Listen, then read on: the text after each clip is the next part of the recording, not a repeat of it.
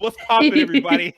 I'm having some camera freeze issues on my end, so like, what's going on? I want to welcome y'all back to the No Level Cap podcast. We're gonna introduce you to the new and expanded crew. We got a fifth member that some of the newer people might not know who it is, but we got a fifth member, so I'm gonna introduce y'all to everybody once again.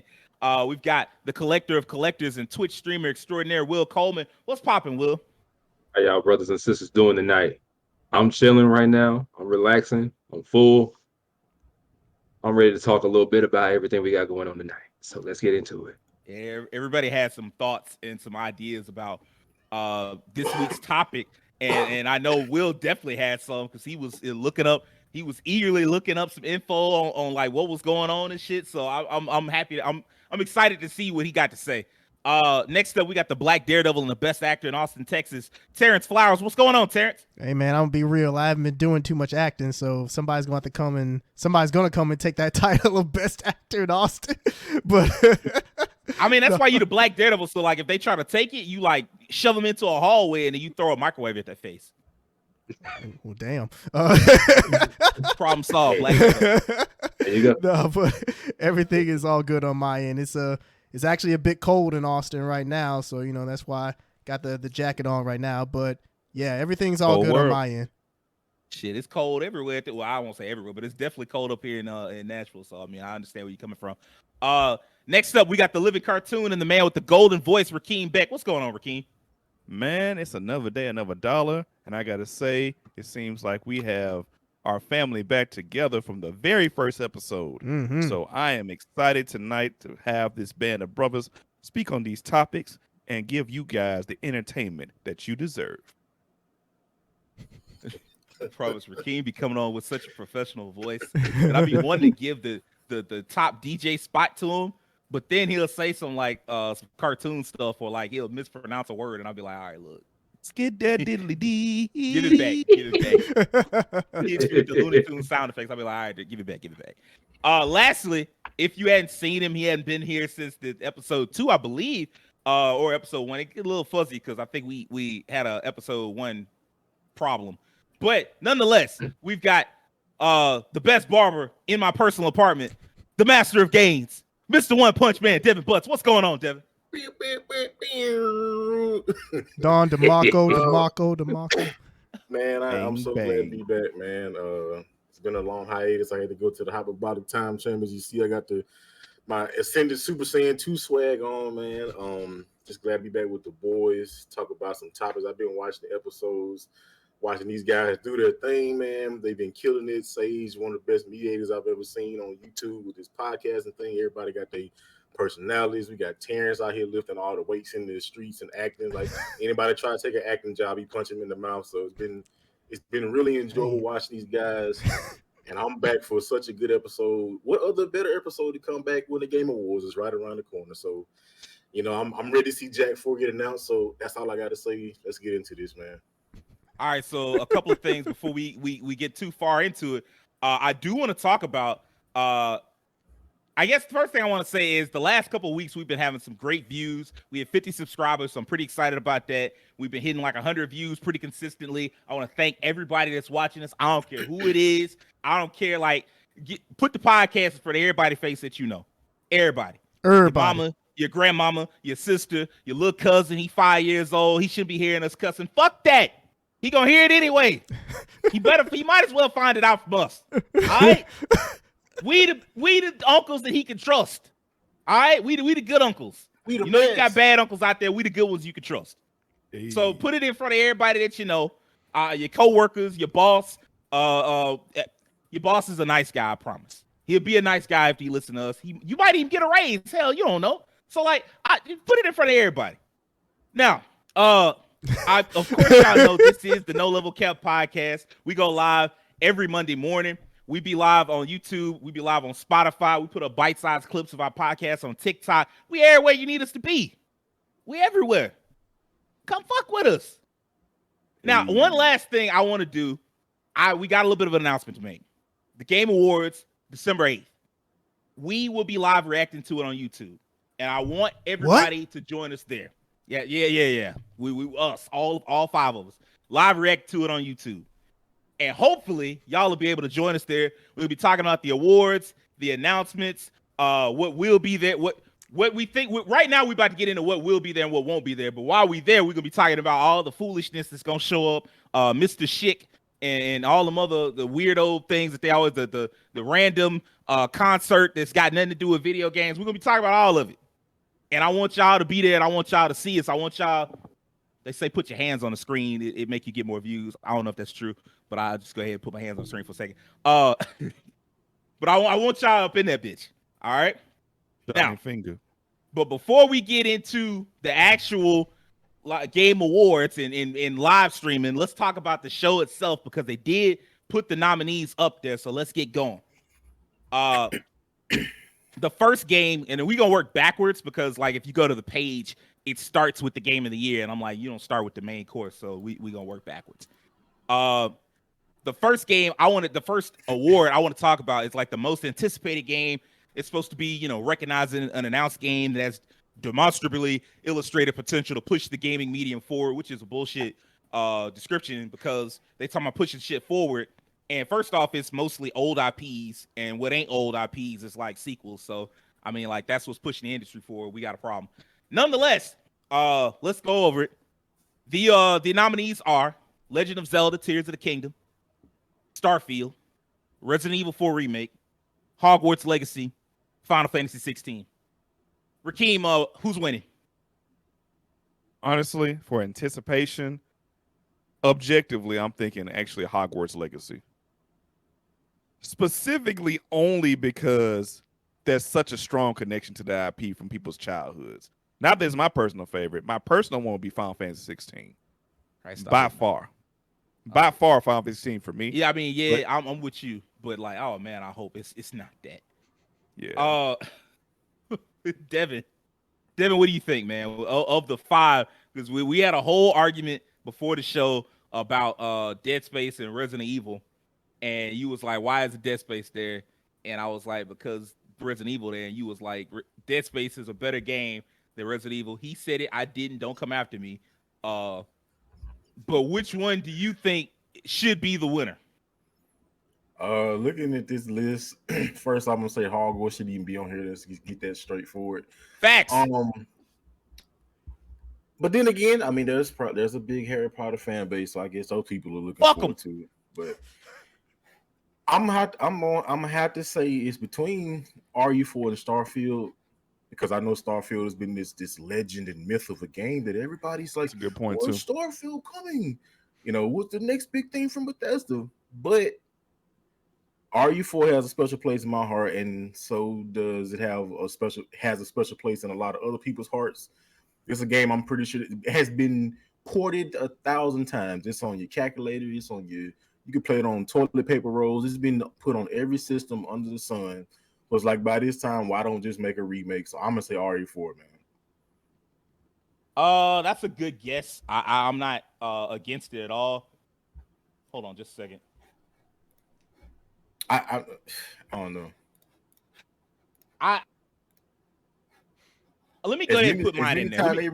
They ported that game like they wouldn't stop putting that game on consoles. That's because it's one of them games like you can't get away from it. It's one of the top, most respected, beloved games. Like I'm not an RE fan, but like you can't get away from facts. So I mean, it changed the landscape of over the shoulder shooters. Like, let's be real. Very true.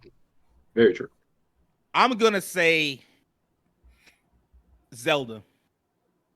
The Nintendo fans, they not gonna rest until Zelda gets the sequel. And it's been so long since like a new Zelda. It's not like a remake. In fact, I think this is the first year without a Zelda period in like a long time, like a decade or so. I think there's somebody said that it's like been either since 2016 or 2013. So it's been a long time without some kind of Zelda game. And so like, I don't think they're gonna let it go. I think that's what we're gonna wind up with. Terrence, what do you think? I agree with you, Zelda. Just because Breath of the Wild was such a huge game, it was the Elden Ring before Elden Ring in a sense of like just open world. Just people love that game, 10 out of 10, and people are looking forward to Tears of the Kingdom. Right behind it, I put Starfield, just because Starfield, like, hopefully it will be a return to form for Bethesda, and the fact that it's Skyrim in space. Like, we haven't had a game like that, but yeah, I think Tears of the Kingdom is ultimately the game that's going to win most anticipated. I feel you. Will, what's up? All right, so I got two choices. I'm gonna tell you this now. My choices are the corporate. No. Damn No. that. Listen. No, listen to me.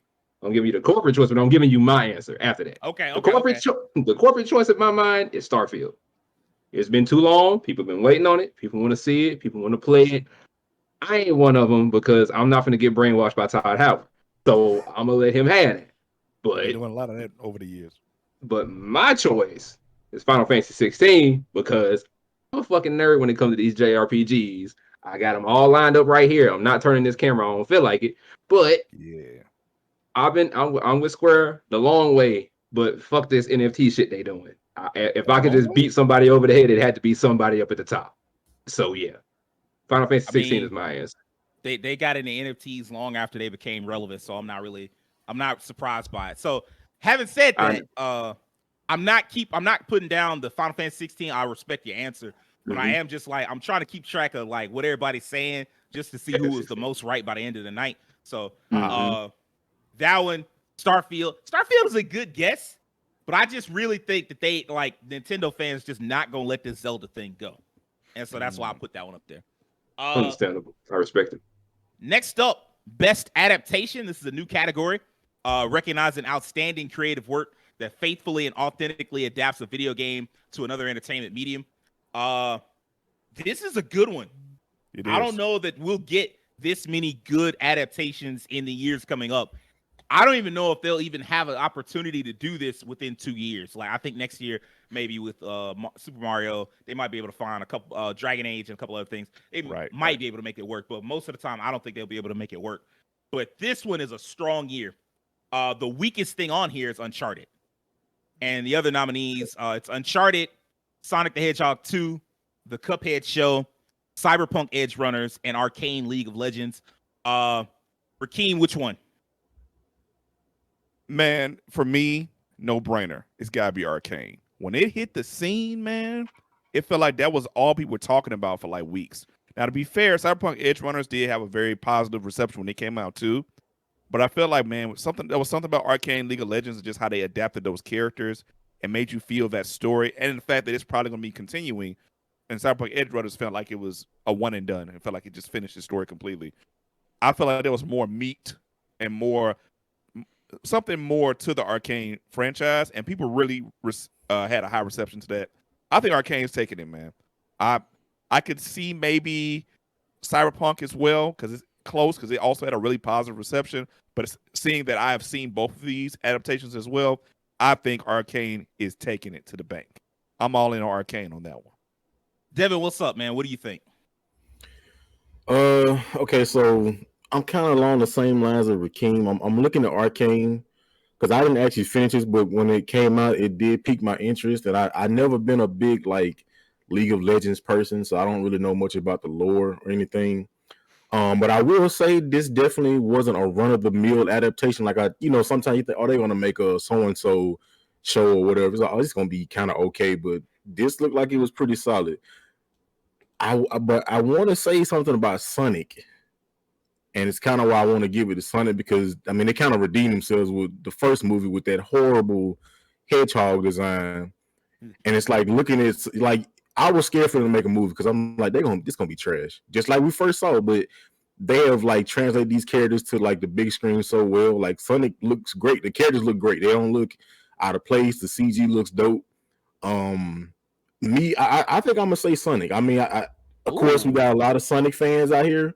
I'm pretty sure people probably been waiting for a Sonic movie for a long time, and I think they did a good job with that adaptation to the big screen for Sonic and Friends. Okay, Sonic. All right. I'm gonna say Arcane, and I like with a bullet. I think Cyberpunk is a very good story, but like, for one, there are a lot of people that just, and I saw this somewhere else. I'll give credit to Greg from Kind of Funny, because he said, and I thought about it, and I was like, yeah, this is correct. Cyberpunk's anime. And so there are going to be some people that look at it and go, I don't like anime, and bow out on it. And that's going to harm it. Arcane, on the other hand, looks like any other Western cartoon. It does have kind of an anime flavor to it, but for the most part, it just feels like a cartoon. And so I'm sure people checked it out. There was a lot of hype behind it. And so I just don't see a world in which Arcane doesn't win unless Sonic takes it, just off the basis of how many Sonic fans that there are. Terrence, which one? I reluctantly want to say Arcane. Well, I'll say this. I do think Arcane will win just because Arcane, like you all said, it was huge. I mean, there's nothing like it. Production values, the story, it was definitely a huge topic of conversation when it came out. I do find it funny that it's kind of like skirting that release date window to where they could put it in here. Because when I saw it on this list, I was like, Arcane came out in 2021, but it's like early November, so they were kind of able to squeeze in here. I was like, I guess. I will say this though. I do think some respect needs to be put on Cyberpunk just because, if anything, because of Edge Runners, a lot of people got back into the game Cyberpunk. Like those Steam numbers, they went up because of Cyberpunk. So I will say people do need to give it a little bit of respect. But I do think ultimately that Arcane is going to win just because that was such a huge series and a lot of people are looking forward to the next season. So yeah, I'll say Arcane. It's a good guess. I mean, that's a good argument as far as like Cyberpunk. Will, what do you got for me? Which one? So as much as I do have a bias towards Cuphead because I love the game so much, and I do like the show, I'm definitely gonna have to throw that towards Arcane because it felt like I couldn't escape it for a long time. And as someone who probably played League of Legends like a grand total of 4 times maybe in his life because I couldn't stick with it for long, but Arcane just has it. Like the fan base blew it up to everything it could have been, wanted to been, and should have been. So I feel Arcane gets it. Wow, that's almost a clean Arcane sweep. So in other words, either we all get it right or we all get it wrong, with the exception of Devin, who picked Sonic the Hedgehog. That's an outside shot too. Like I don't think that's a bad choice. So if it happens, I'll be like, oh snap, Devin came back, got the is he not a beginner, but I mean, you know, it's the comeback king. He got the comeback look. Hey, can I ask one thing? If it turns out to be Sonic the Hedgehog on this podcast, we got to do his Sonic the Hedgehog song. You got a song, audience? Devin has a specific Sonic the Hedgehog song within our group has been thing of a legend, and I want him to perform it in front of everybody one day if it happens. Perform it with him if it happens. So we'll see. Okay. Next up, best debut indie. For the best debut game created by a new independent studio, the options are Neon White, Norco, Stray, Tunic, and Vampire Survivors. This is another really tough one. They're gonna be fighting in that bitch like that. They will. That right there is just like a murderer's row of games. Like those are some of the biggest indie games that happened this year. Rakeem, what do you got for me? This is gonna be a hard one for me. I know which one I would prefer, but I know off just the conversation that has happened this year, how strong of the conversation that Stray took up, how many people were into it. I mean, my little brother was into it hardcore at the time, and it was just kind of a nice, different type of game that had a different vibe to it. So I personally think Stray is going to win this category, although I would want it to be Vampire Survivors because that's been one of the most, even though a very simple game, one of the most fun games I've ever played in my life. It's just so straightforward and just fun to play for hours and hours and hours without even realizing it. But Stray just feels like it ticks all the boxes of things you want. It felt like people were emotionally invested in that cat and his journey. It felt like it was a nice change of pace. I think people kind of wanted something different after Elden Ring took up the conversation earlier in the year. In the summer, we kind of want to transition to a different type of game and type of vibe. So Stray filled in for that and did a great job. And hey, I think it just, it's nice for a game like that to kind of win something. I think it's going to take it. That is an excellent reasoning behind it. I agree with a lot of it. That is not my choice, but I do agree with a lot of what you just said, especially like the part about as people stopped playing Elden Ring, the first thing I saw that had its own moment was Stray. Devin, which one are you picking? I'm gonna go with Garfield. I think Garfield's gonna take it. Just being like when I first saw the trailer for it, it's like I think this game Stray is kind of like certain anime pockets, like slice of life. most people are so used to seeing and punching and energy beams and stuff, it's like, which is cool, don't get me wrong, but sometimes you like something different from that outside of the norm. And I think Stray is like that perfect game where it just comes out of the blue, like, oh, this looks really unique. There's no fighting per se, there's no, crazy stuff, but it's like this is so unique. It's an experience. It's like I think there are certain games that come along that are an experience. Like for me, one was Shadow of the Colossus. It was an experience. It was so different. Like this had never been done before. Like so, I think Stray it checks all those boxes. I think it's gonna get it. Okay, I feel you. I am going to go with Vampire Survivors. It's gotten because I think Best Indie we've gotten back to like the reviewers are going to talk about it, and Vampire Survivors is one of those games that people thought should have been nominated for Game of the Year. A lot of people thought that, and so like I just don't see if it is that level of game, and it did create its own miniature genre. I remember one time I was downstairs talking to Rakeem, and Rakeem was looking up a YouTube video about how this had created a genre, and they were trying to decide what to call the genre. And I'm like, okay, when you get to that size, like you can't. That's something you can't run away from. And so like I am going to go with Vampire Survivors. Terrence, what's up? I'll admit that I'm not well versed in this particular category, but based on what I know, I actually didn't know anything about Vampire Survivor until this week. And based on what I've heard that, Sage, where it's like it kind of created its own subgenre. And I feel like this is one of those categories that because Stray is also in the Game of the Year category, you would think that it would take this category, but I don't think that's the case. I feel like Vampire Survivors is going to be the one to take it. If it doesn't, part of me really, I kind of feel bad for Neon White, man, because Neon White was such a good game, but it feels like it's kind of just getting swept away among all these other games. But I do think Vampire Survivors, I keep forgetting for Vampire Survivors is the one that's probably going to win.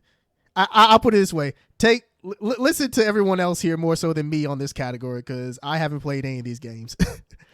although Stray, I will say this real quick. In regards to Stray, I do know some people have said that it's not as indie. I mean, it's indie it is indie, but at the same time, it feels very much like a, kind of like your typical Sony third person, critically acclaimed cinematic game, except in an indie form, So I can see some people who feel that way about it and why they wouldn't want to give it to it. But yeah, I don't have any skin in this race, so that's just my take. Yeah. Will, you have the option to be the tiebreaker or to go in a completely different direction because right now we're 2-2. What are you picking? You know what? As much as I was kind of trying to lean towards Stray, I'm sorry. I gotta lean towards Vampire Survivor. I have sank hours into this game. This little $4 or $5 game has held my attention harder than most games I probably bought in this year, and I don't get how, but it's such a simplistic game that you can just literally start it and just start hitting your WASD or your arrow keys and just get to going. And that's it. And literally all you have to do on each stage is survive for like 30 minutes. Survive 30 minutes, a bunch of waves of enemies, get your power-ups, level ups, and all your stuff on stage and clear it out as best you can within 30 minutes. Yep. It's so addicting to want to go back into it. Like you can die 10 minutes in and be like, there's a better run coming up. I can do this and just keep going. It has something about it that makes me keep playing it. So, because right now, if I was looking at my Steam, I think I got like 22, 24 hours right now, and that's within like a few days of me playing it. And I'm just like, this could win it. Vampire Survivors could take it, and I want that. Okay. If anything, it kind of has that Among Us energy, where it's like the little game that could, and just comes along, just sweeps everything. It kind of feels like that. Yeah. All right, next up, best multiplayer. For outstanding online multiplayer gameplay and design, including co-op and massively multiplayer experiences, irrespective of game genre or platform. Y'all like that? That's the voice that they use to like announce the shit. Yeah. So the options here are TMNT, Shredder's Revenge, Splatoon 3, Overwatch 2, Multiversus, and Same Game 37. I mean, Call of Duty Modern Warfare 2. What's up, Rakeem? So I've had the pleasure of playing 3 out of 5 of these games, so I do have a pretty good amount of experience playing TMNT, Overwatch 2, and Multiverses. I would say personally, man, this is gonna be a hard one. I would say Overwatch 2 got kind of screwed itself with its reception. A lot of it has to do with Activision Blizzard and its practices, and of course, that first week was just rough. So a lot of the conversation of Overwatch 2, if you go on YouTube or go online, is really negative. Like I've noticed, it's very openly negative towards Overwatch 2. It seems to have stabilized as far as people playing it, but there's a lot of negative conversation arise. So I don't think it's gonna win. This will make me uncomfortable because I could see a world where COD wins this, and I can too, but I'm just literally not going to pick it. If it means I'm wrong, I'm just wrong. But I'm just not, because it also had its own launch problems. So in fact, even right now, the Warzone 2 is 2.0 is kind of borked. So like I'm not giving it to it. So I'm sorry. But what's your pick? I'm gonna say my pick is it's COD, man. I just got a feeling, something in my bones, because I really enjoy Multiverses, TMNT, and Overwatch 2, but it's just that large, still to this day, that huge player base for COD that just won't let it go, no matter what. Just they won't let it go. It's their game. Correct. And Modern Warfare 2, of course, is a remake of a classic game, which is considered the best COD ever created. So there's people who are gonna have attached to that game. I can see COD winning this. I'm not gonna lie. It's not a bad guess. Devin, what you got for me? So I never even remotely played Splatoon. I know it's a popular game. I've seen it. I don't even think I know TMNT was a popular game. You know, it's this remake of a dope beat 'em up multiplayer. It didn't really have any staying power though. No. Yeah, that's exactly what I was gonna get to. Yeah. But you know what does have staying power? Loading an AR and going around and getting a 25 kill streak and setting off a nuke. That has a lot of staying power. So I got to give it to COD, man. Oh my God! And the shadow, and to echo off what Rakeem said, hey man, Modern Warfare 2, basically a remake of that experience in some regard. Man, look, man, I synced a lot of my life in that when I was in high school. So I can't say nothing but COD. Hey, look, you and I know all about them split screen on a 13-inch TV days. Hey, I'm telling you, anybody that heard that story, you think I'm lying? Me and this man right here, Terrence, we used to, two of our other friends, we used to play on a 13-inch TV, 4-player split screen. This was before flat screen. We still had CRTVs playing them round TVs. 13. Made our aim impeccable. We could shoot a net off of an ant. Headshot. So I'm giving it to COD, man. Look, if I hadn't, I just can't do it. I'm not giving it the same game 15. I'm just not. I'm sorry. It's the most likely one, but fuck it. I'm going with Overwatch 2. Like I just feel like even though Blizzard had all this bullshit go on, Activision being just a shitty company, all the launch day problems, it's still Overwatch. It's still, like you said, Keem, the player base did stabilize. There are a lot of people playing it. There are a lot of people have come back to it just to experience it. Even though they went from 6v6 to 5v5, it seems like that worked in their favor. That's such a huge change for people to just like it more. So, like, I don't know. I'm going with Overwatch 2. I could be wrong. Probably am wrong, but fuck it. Terrence, what's up? I'll admit, my roommate, he bought an Xbox Series X, and he bought COD. And watching that game, like the multiplayer, it's pretty addictive to watch it. I'm not going to lie. I have watched a lot of multiplayer for Warzone and COD just because my favorite streamers tend to do it. But so Multiverses, I really would like it to win it just because it pulled off something that no other. Well, no, I'm not going to say no other, but it feels like in a sense it's the most successful Smash clone to come out and like just, well, outside of like a Brawlhalla, you know, like that. But I really would like it to win, but I don't think it will. I do feel like Multiverses had such a short. It had its moment and it was big. Is it not doing well now? It's been on somewhat of a decline. Yeah, it has been on. Yeah, it's on a decline right now, even though the new season is coming. Yeah, I'm gonna say I just know they just started. Well, anyway, I, I'm gonna go to COD. I just will, just because, and no shade to any of the other games. In fact, I would love for something else to win, but because COD is the only one that outside Multiverse is the only one that I've really seen in action. I think it's going to take it, unfortunately. Also, just real quick, since we skipped that category, best content creator, Nabillion better win. That's all I'm going to say. Yeah, that's my boy. I didn't. I know we on kind of a time crunch because there's so much that we need to get through. Yeah, exactly. No, I know why we skipped it. Yeah. I also agree that Nabillion better win that one. Yeah. Will, what do you got? Are you gonna go COD, same game 15 or what? Like which category or which game? I've been playing a bit more Overwatch 2 as of recently, but if I had to really just give it to something, because I got a good feeling, a good old case of recency bias is gonna happen with this, it's gonna be COD. And that's not even me being like, oh yeah, COD should win it. It's just like COD's gonna win it. So I mean, I don't play Cockaduki no more, so it can have it. Hey so. yo. Man, say Cockaduki. That was a lot. That's a lot going on.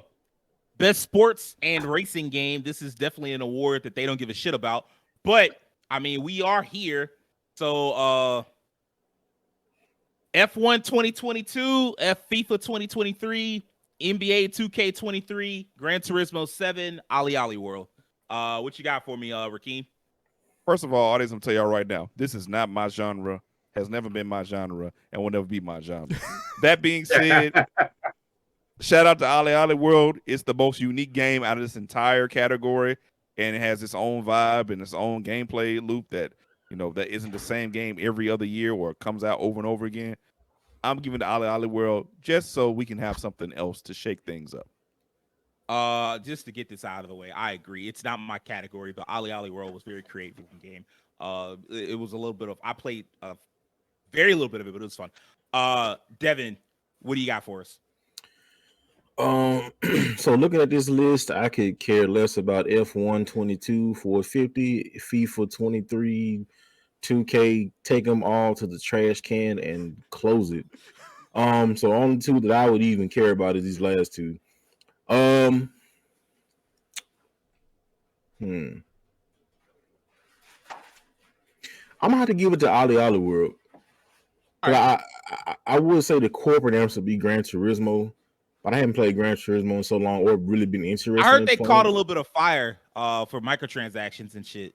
In Gran Turismo? Yeah, in GT7 they had like some heavy microtransactions, reach into your pocket and take it all type shit. It could win an award for that, which we did talk about before the show started. Man, but the microtransaction awards, bro, I can't wait to talk if we ever have that for real. Man. I'm gonna just say Ali, because I played the second one, I think, and this is one of the best experiences I ever had. It was such a fun game. I love skateboarding, extreme sports games, even though it's like a side-scrolling experience as opposed to something like Tony Hawk or Jet Set Radio. It's such a fun game. Got one of the dopest soundtracks I ever heard, and it's just a really fun experience. So I'm gonna say Ali World. Cosign. Terrence, what you got for us, man? I like most of you. I don't care anything about this category, and I don't know anything about Ali World. I was looking at the nominees, and I was scrolling through, and then I looked at the cover of Ali World, and I was like, you know what? I'm gonna pull Issa Rae. I'm voting for everybody black. Because it looks like it's a black character on the cover. It could be just a dark-skinned character or whatever, but you know what? It looks unique enough. It stands out in a sea of games that are just the same thing we've seen years and years and years. In a YouTube comment section or a Twitter thread, somewhere is just positive that this is not a black character. They just, got darker skin and they just got a tan. But I agree with you. So I'm going to go with it because it looks unique out of all these. It won't win, but I'm going to go with it because I can. It might win. Will, what do you think? I'm going with Ali World too because Clean sweep. This hasn't been my genre in years. I gave up Madden many moons ago. I never gave 2K a chance a day in his life. Hardly a good one at that. So in the race in F1 and FIFA, I don't play that. I don't see it. If you ask me, do I play it? I play games, just not your games. So by all means, Ali World. All right. We're gonna skip best sim just because I know we don't have the expertise to talk about that. probably gonna be Mario Rabbit Sparks of Hope. Probably gonna take that one. But I mean, that's what I think. Yeah, same. Instead, we'll move on to the Nintendo category. I mean, best family. The best game appropriate for family play, irrespective of genre or platform. All right. The options are Splatoon 3, Nintendo Switch Sports, Mario Rabbit Sparks of Hope, Lego Star Wars, The Skywalker Saga, and Kirby and the Forgotten Land. Rakeem, what do you think? For once, I played one of these games. So I will say I gotta give it to Lego Star Wars Skywalker Saga. Just because like in the first trailer I saw for this game, I was like, holy crap, this has so much detail. And like it covers every film that's been in the series, has such an expansive amount of characters. Of course, we all know the pedigree of the of a Traveler's Tales series with Lego. And of course, they were gonna give everything they had to this. They did innovations to the battle system. They sparked up some stuff with the graphics, the story. They had voice acting. It was a nice vibe to this game, and there was like a lot of nice Easter eggs in the game as well. Like they went back to the retro mode when they didn't have voice acting, it was just sounds and stuff. You could add that in if you wanted to. There was a lot of callbacks to of course the shows and movies, but done in very clever and funny ways. And all around, it's a good feeling game. I never got around to finishing this game, but I enjoyed what I played. And I gotta say, man, I think as big as Star Wars still is to this day, and the Lego franchise as a whole, I think Lego Star Wars has a good chance of winning this category. Fair enough. Devin, what do you got for us?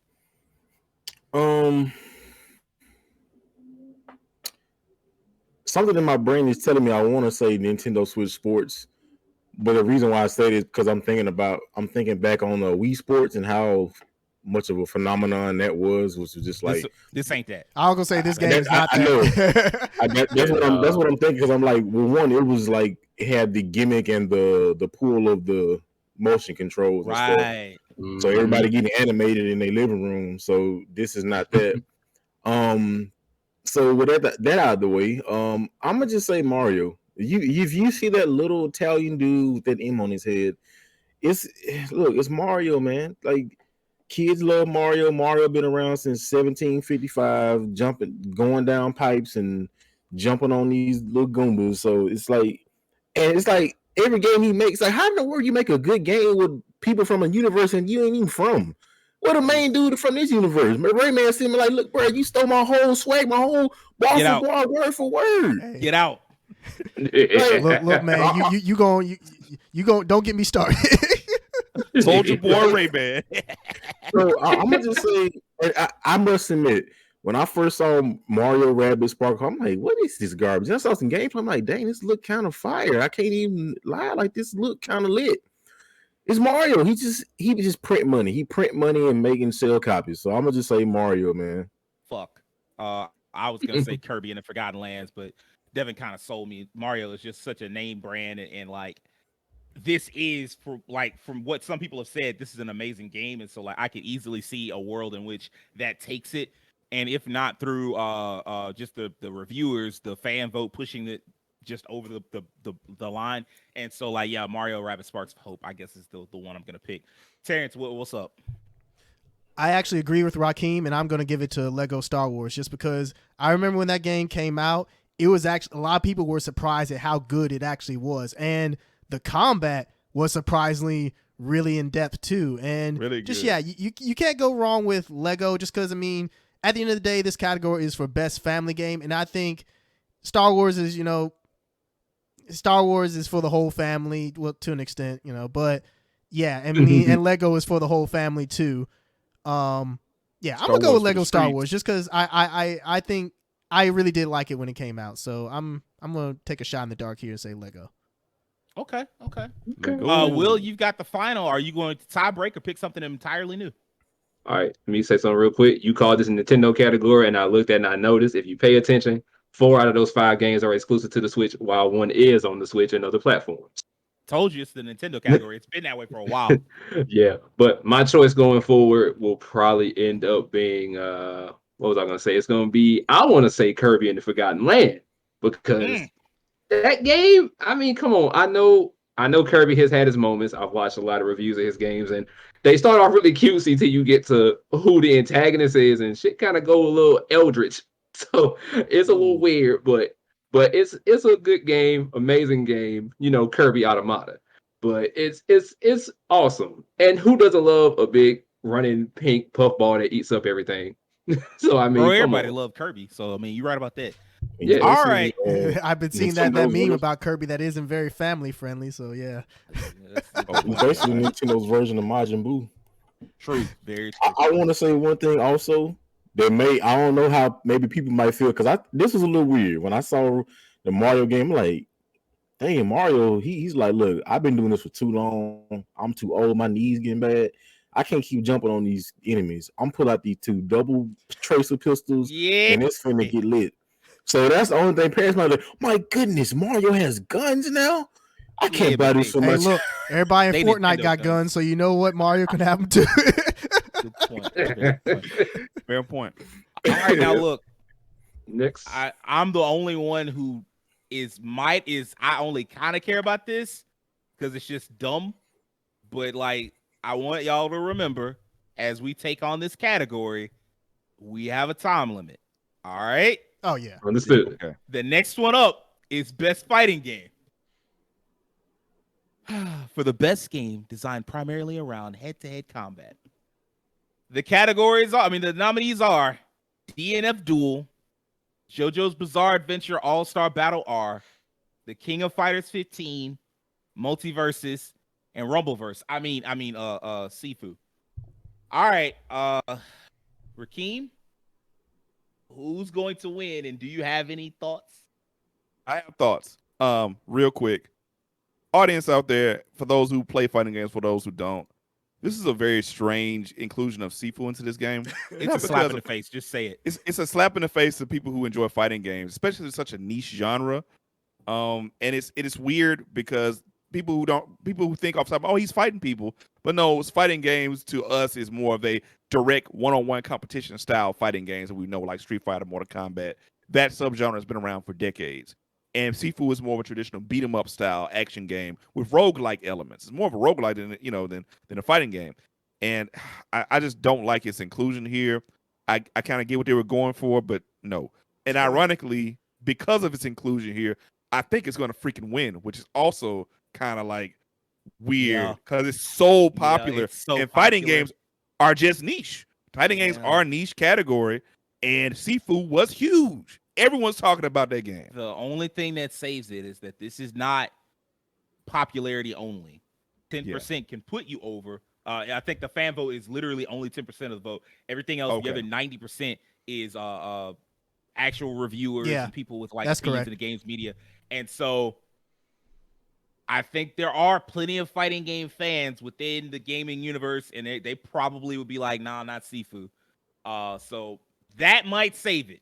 But that's the only thing. And God, I hope Sifu doesn't win because, like, the Game Awards has enough problems being seen as a legitimate award show and not just the place you go to get, like, December E3. This would not help. This would make it look really bad amongst, like, the gaming hardcore. My apologies, Rakeem. I did not get your answer for, like, are you saying Sifu or are you? I'm saying Sifu might win this legitimately. Devin, what's up, man? So I'm not going to say keep this short, so I'm not. I could go into a whole spiel about this, because I've said before how the gaming industry now and people that are informed or knowledgeable, sometimes I question that on certain things. Like, so with that being said, I don't even know how in the world this game gets on this list. It's like, who made this list? Like, do we not know what the genre fighting games? Something like the Ninja Storm game. Also, I'd accept that. That's an arena fighter, but it's still in the same vein.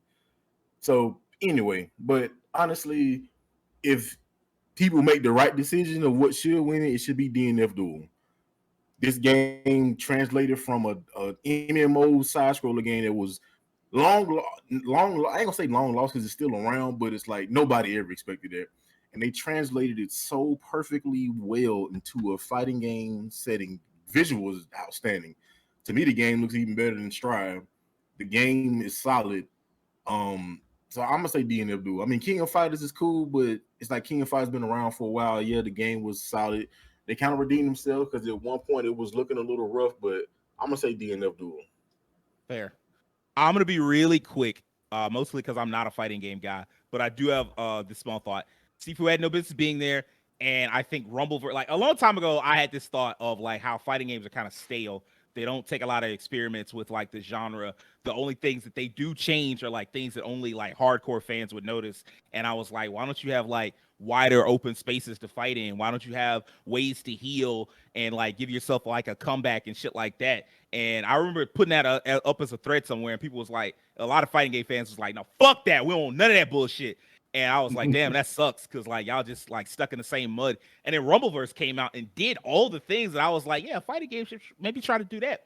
And at the end of the day, it is very much like, it's not necessarily one-on-one, but like there is only one winner at the end, max two. So like I was like, this is not a bad idea. That game should have been here much over Sifu, because it's much closer to being a fighting game than fucking Sifu is. So that would have been my pick, but instead I'm gonna pick Multiversus. I do feel like that's the strongest and most popular fighting game. It really could, like, it could be King of Fighters, it could be DNF Duel. I'm picking Multiversus. I hope to God Sifu doesn't win. Terrence, Multiversus, good pick. You all already said everything that I felt about Sifu, so I won't say any more on that. But for this, man, it really comes to, for me, it comes down to King of Fighters 15 and Multiversus. If we're talking a traditional fighter, I want to give it to King of Fighters, but I can't deny the impact that Multiversus had.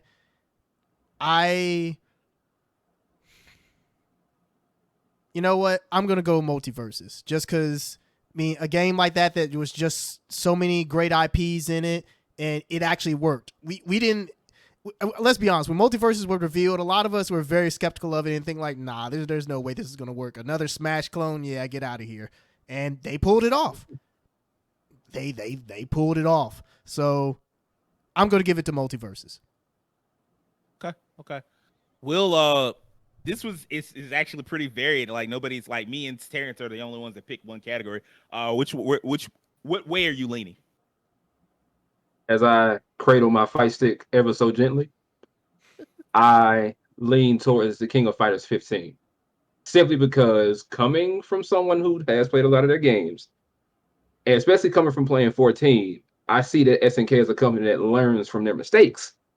And I see that when they screw up, they will fix it. They will give us something for free. They will give us something in an update. They will show us that, hey, even though they do have teams we have to buy and whatnot, I think the game is well made. I think it plays well. I think it has good netcode. I think it does exactly the things it needs to do as a fighting game. And this is not a slight at Multiversus or anything like that, because I think Multiversus is great because I played it. But I want to lean towards a more traditional fighting game. I would definitely pray for King of Fighters or Multiversus to win, but King of Fighters is my choice. I just pray that Sifu doesn't win, because if Sifu does win, this is a slap in the face to everyone in here that's ever done this. So by all means, King of Fighters.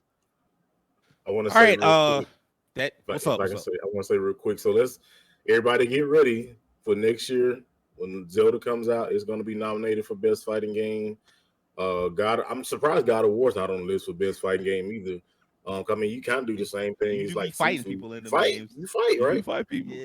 Yeah. You know, Fortnite could be fighting game. Best fighting game. No. You don't. It's got half the cast in that game, so I don't know about that one. But it's got most of the cast of Marvel vs. Capcom. Don't they count? It does have a lot of Marvel vs. Capcom. Hey, man, I mean, too, so when Zelda win best fighting game, they don't say you didn't hear it here first, man. Okay. Moving on. Best. I had no choice. Best role-playing game. For the best game designed with rich player character customization and progression, including massively multiplayer experiences. Fuck them MMOs. I hate how this is gonna turn out. This is a rough one.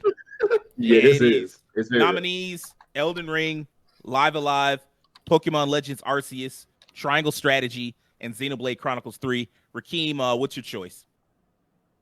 My choice is good luck Live Alive, good luck Pokemon Legends, good luck Triangle Strategy, good luck Xenoblade 3. Because Elden Ring for the come and mop up a lot of these genres. It burns. He might win stuff he don't even have no business winning. Like he might win best artwork, best soundtrack, best guy on the cover, best sword, best Elden, best ring, best boss, best mama, best daddy, best NPC with what NPC, best NPC, best equipment.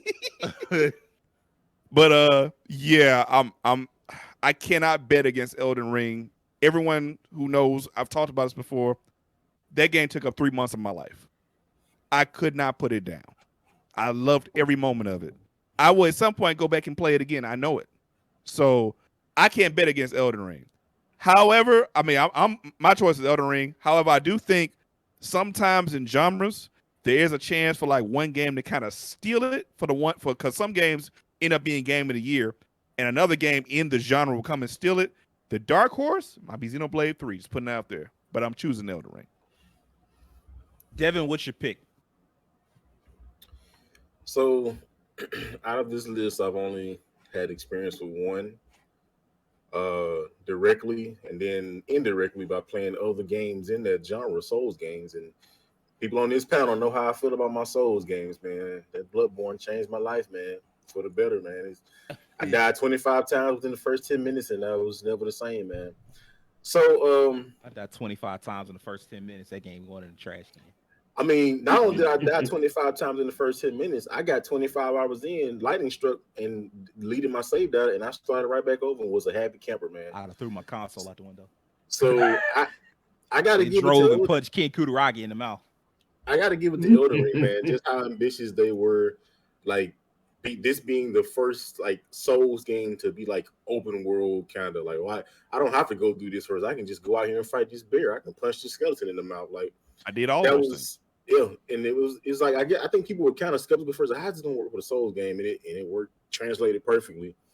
I mean, there are some Pokemon fans out there. I don't know. I haven't played Pokemon since like 1870, so I don't really know the landscape of Pokemon. Arceus was well received, and also it doesn't look like trash like Scarlet and Violet does. Yeah, so don't sleep on the Pokemon fan.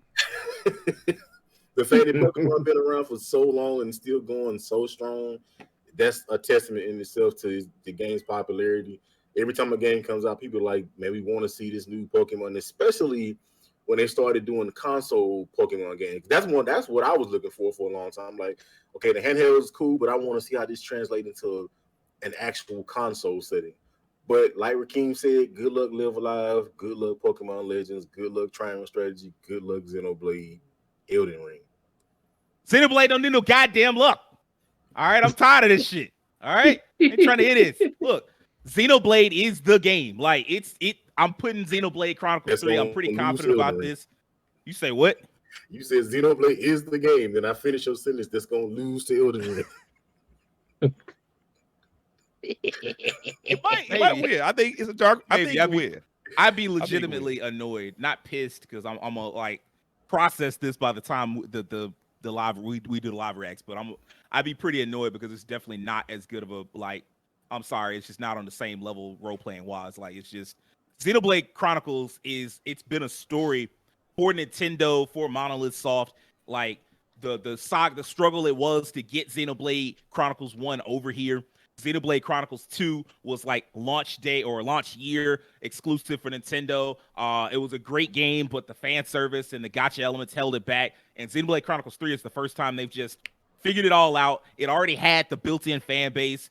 It's probably the best one of the three, at least going by what the fans have said.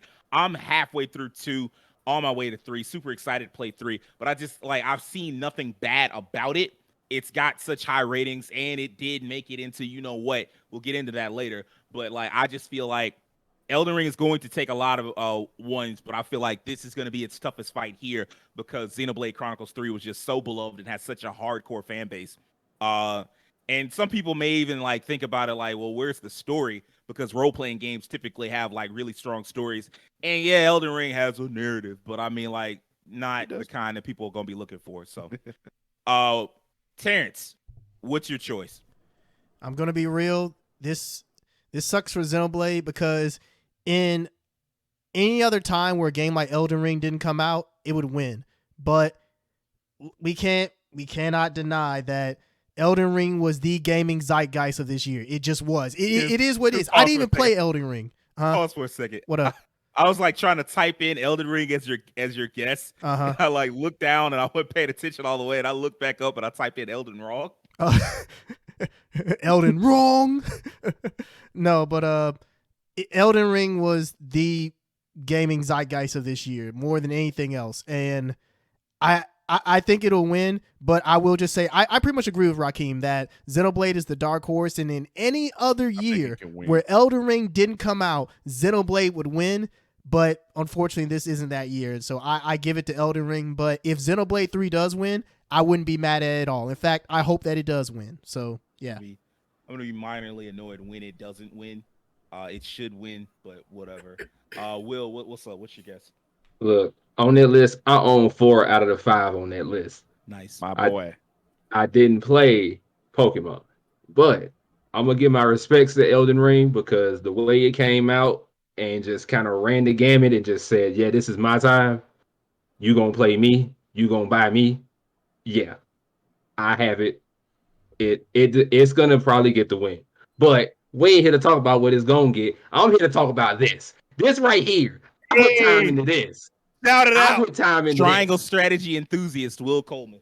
Play this. Play it. What are you doing? Quit wasting your time. Triangle strategy is where it's at. I love this game. Have you played Tactics Ogre? Come play this. Have you played Final Fantasy Tactics? Come play this. What are you doing with your time? Triangle strategy. That's my choice. I stand behind this game 150%. All right, fair enough. Next up, best action adventure. For the best action adventure game combining combat with traversal and puzzle solving. We've got Tunic, Stray, Horizon Forbidden West, God of War Ragnarok, and Plague Tale Requiem. Rakeem, what's your guess? Boy. Boy. Boy. boy. My guess is boy. God of War Ragnarok. I'm still playing it right now because as the audience knows, this game very recently came out. It barely made the cut for the Game Awards. But I love it. It improved on so much from the original game, which was an amazing game when it came out in 2018. And it's engrossing. There's a lot to do. The combat's fun. The story's well directed. You have a lot of customization. You have a little bit, literally everything. You have exploration. You have customization. You have good combat. You have a good story, good graphics. I have no complaints whatsoever. It's winning. It's my pick. God of War. Let's go. Devin, what's up? My choice is the Big Show and miniature Hawkeye. That's obviously gonna be the winner for this year. So Garfield, good luck to you. Little Fox, Link, good luck to you. Lady with the bow and arrow, good luck to you. And who is this? Julia Roberts with her little brother, good luck to you. But yeah, Big Show and Little Hawkeye's gonna win this category. So. Hey yo, it's good to have you back, Devin. Happy to have this man back. Oh my god! Hey, I'm just saying, Thumbs up, man. sir. Thumbs up. That's excellent.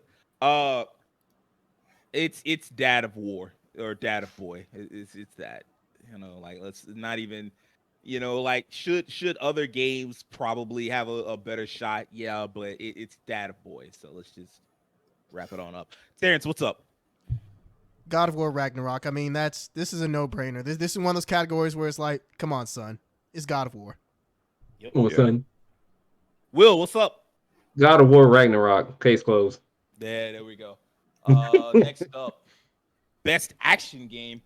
For the best game in the action genre, focused primarily on combat. Once again, there's a game in here that shouldn't be here. So let's go down the list. TMNT Shredder's Revenge. You say what? I just noticed it. Like, what is it here? Yeah, I know, right? So let's. I guess it got action. Okay. It's got something.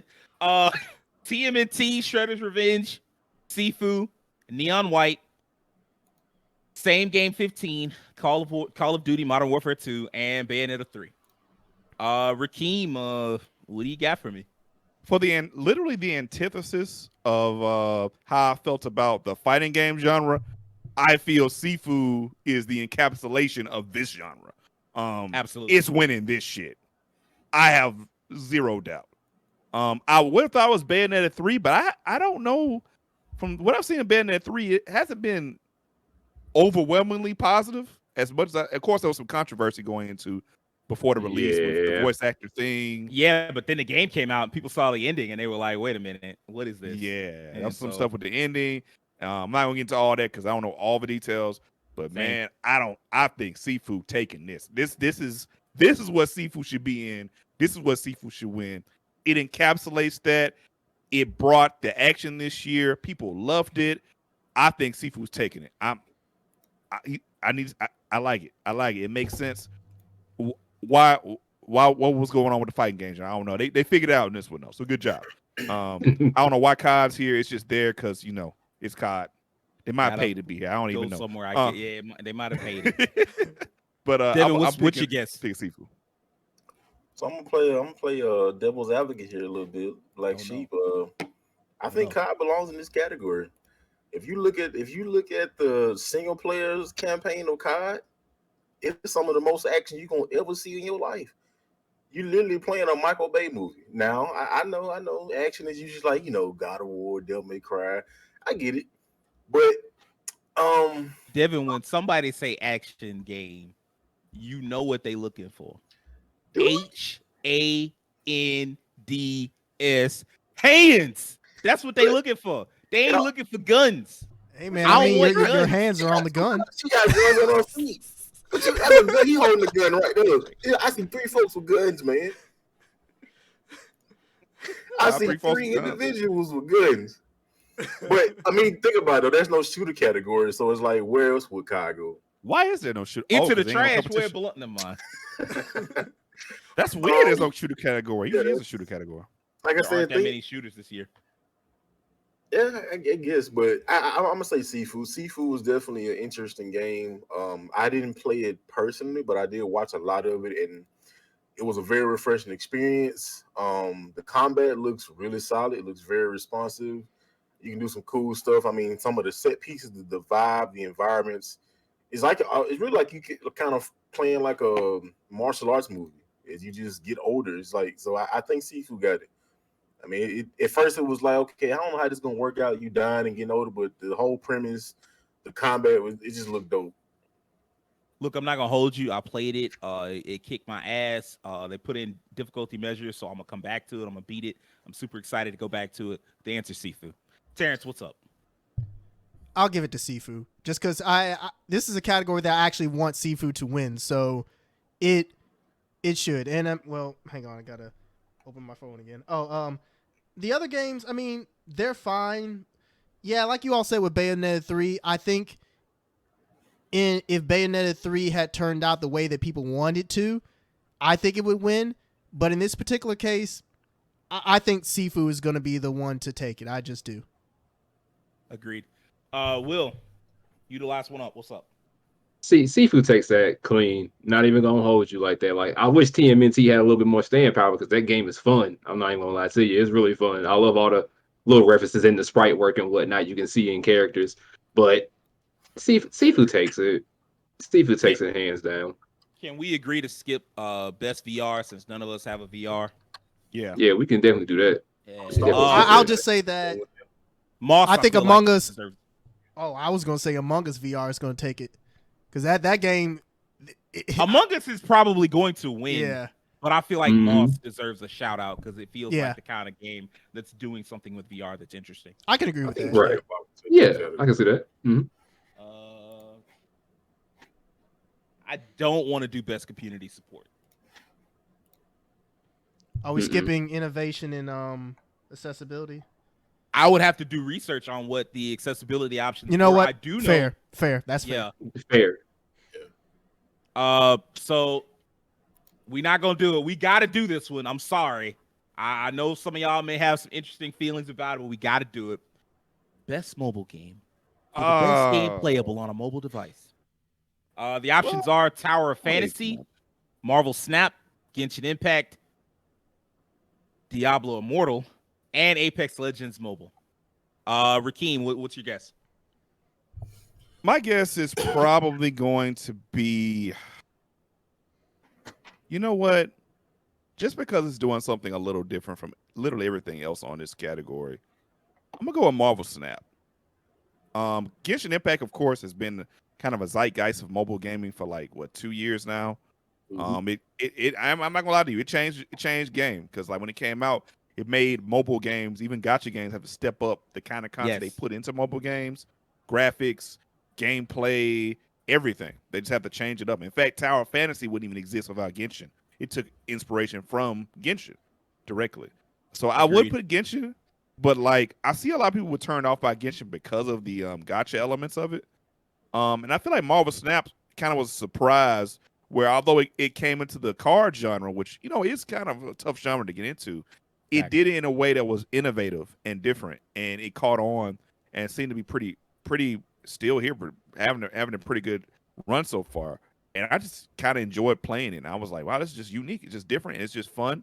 And it doesn't feel as like you have a lot of pressure on it as when you're playing other card games because it's such a short-term runs and just, you know, just feels good to play. So I'm gonna go with Marvel Snap. I think he has a possibility to win. Genshin is the big monster, man. Tower Fantasy had a good run too. Diablo Immortal doesn't have a chance in the world. Apex has maybe have an opportunity. I'm going Marvel Snap though. Oh, that's a very good prediction. Like all the way down the line, I agree with most of what 90% of what you said. Devin, what's your guess? Apex. Wow. I mean, I've played Genshin Impact. I don't mobile. I don't know the popularity of Diablo. I mean, I would assume it's probably more popular on like Immortal console. was a crashing failure. So, And yeah, I'm gonna say Apex. I was anticipating Apex on mobile, hoping that it wouldn't make my phone go scream off in a corner and explode somewhere. That didn't happen, so unfortunately, I got to experience it. A really good adaptation to mobile. I was surprised at how good it runs, how well it plays. I gotta say Apex, man. I'm gonna say Genshin. Like I said, I agree with 90% of what Keem said. I just thought he came to the wrong conclusion. Marvel Snap is a very good game. I've enjoyed the little bit of time I had with it. However, Genshin Impact is, as Keem said, the big monster in the room. And I'm sorry, but that game is just fucking unstoppable. The amount of money it generated. I'm not even all of that heavy tapped into the gaming media. I wrote like a paragraph about Genshin. I wrote an article about gacha stuff. And a fucking cable company in New York was like, "Can you talk about Genshin Impact and the impact that it's had on?" And I popped on there to explain like the billions of dollars that this fucking game has generated in just like a year and a half. It's fucking nuts. Like that game is unstoppable. And like as much as I would like Marvel Snap to win because it's not as money hungry, at least I don't think so. It's just I'm sorry, like the amount of people cosplaying and talking about it and constantly playing, it's Genshin. Terrence, what's your guess? Hold on now. We're not just gonna skip over the fact you were on cable. I was. I didn't know this. Yeah, it was a brief little interview that they did. It was like 30 seconds or whatever. Oh, well, that's what's up, man. That's awesome. Okay. I'll say this: the advertiser for Marble Snap, Disney, they've been spending their coin for it because the Domain, which is one of the bigger malls in Austin, they had it like on the little advertisement boards when you walk around the street, and I was like, boy, they must really be trying to get the word out on this game. So I know about it, and I've seen a lot of advertisement for it even outside of that. But I still think Genshin is probably going to win it just because Genshin, like you said, Sage, it's a monster. They're still releasing content for it, and people still go ham hocks for it. At this point, no other mobile game has challenged it. I hope that a game does step up to it, but as it is right now, Genshin is the king of mobile. It is what it is. I'm going to interject before I ask Will what he thinks is going to win and just say this. To harken back to last week where we talked, 2 weeks ago, where we talked about black characters in fantasy, they managed to launch that fucking Sumeru continent, like Middle East references and all that shit. Very few dark skin or brown skinned characters, and Genshin just rolled right over it. Nobody cared. Everybody was just like, I got to get this. And the new the Plant Archon is out, and I'm just gonna buy it. Like that level of popularity is nuts. It's just fucking nuts. Will, what's your guess? Oh, I just honestly is gonna say Genshin has it. It literally has such a foothold and a grip on people that I can't see no one toppling it. And to give y'all like a little bit of insight from at least what I've heard, I heard that Tower of Fantasy came out and it was supposedly supposed to be the Genshin Impact killer. Now, mind you, if you come out with that behind your name, that has nothing but trouble written. I was gonna say, all when does over killer it. ever work? Because what was supposedly the Halo killer? Was that a shoot? What was that? Haze. Yeah, on a PS3, Haze was like That the game was Halo ass. killer. Yeah, exactly. When is killers never worked for your game? Don't do it. You know what Yeah, the final? bad. Do y'all remember what the Final Fantasy killer was? Yes, we do. Rakeem knows what it is. I feel The like I Legend know of what you're Dragoon? talking about, but I can't remember. Say it again, Devin. Say it again. Legend of Dragoon. That's it. Oh. There it It is. was. It was a good game. Legend though. of Dragoon was In its good. defense, But it was still a good game. It was a But- good game, but it But just it- wasn't gonna kill Final Fantasy 8 and 7. I'm sorry. Just good luck with Yeah. that. Next category: Best Indie for outstanding creative and technical achievement in a game made outside the traditional publisher system. All right, here's your options: Tunic, Stray, Sifu, Neon White, Cult of the Lamb. Rakeem, what's your guess? I'm seeing cats everywhere. I'm seeing them rub on my window. I'm seeing them scratch behind my door. They got waiting for the catnip. They waiting for the awards on time. That motherfucker's polishing his nails right now to get on stage. It's Stray. Stray getting it. It felt like this is the award. It might not get Game of the Year, but I think it's gonna get this. If Stray feel got like- Game of the Year, that'd be the most wild thing. Bro, would it? If Look. Stray gets Game of the Year, I think it'll be a testament to how diverse the gaming landscape has become in this generation. I think And that'd be a then there's testament more to burning people- down the Game Awards. I think that's I what mean- would actually happen. A lot of people I mean, like Stray though. so I'm I not can't- gonna lie, I'd be full Heath Ledger if Stray won. Some men just want to watch the world burn. World burn. I'd be trying to see the world burn. Like if Stray won, I'm gonna do backflips in this bitch. I'm gonna be so hyped. Like, yeah, Garfield got the Game Awards, bitch. What you thought? I can't get mad at it. Devin, I think, go ahead. Sorry. no, you good, you good. Go ahead, finish up. Oh yeah, but I just by far I think it's gonna be Stray. I think Sifu is gonna be a close second because they had a lot of conversation earlier in the year. But Stray, man, that was something about that game that just captivated people. I think I think Stray's the one. I think we not as a group. I think all of us are not going to give enough credit to Cult of the Lamb. I do think it has a shot of taking it. However, I don't think it will. Devin, what's your guess? Well, this is my first time even hearing of Cult of the Lamb. But I see it's a I can say you roguelike, I about it. believe. Yes, it is. Okay, so well, I'm just gonna go off the strength that most of these games on this list, like Tunic, it's kind of a little action hack and slash been done before. Sifu, It's Zelda. yeah, basically. Yes. I mean, he even looks like Zelda with a cute fox. Sifu's been done before. We've had people run hands before. Neon White is a more esoteric. It's really and unique. game. Super But unique. there's some games that have been similar to like that before, but I think Stray is really unique. You don't necessarily take the role of just a little kitten like this on most occasions, unless it's something like Goat Simulator. But Goat Simulator is kind of in a different category. This is more story driven, not just goats running up on folks and running hands. So I think I'm gonna give it a Stray, man. I agree. I'm not even gonna hold y'all. Like Stray is definitely.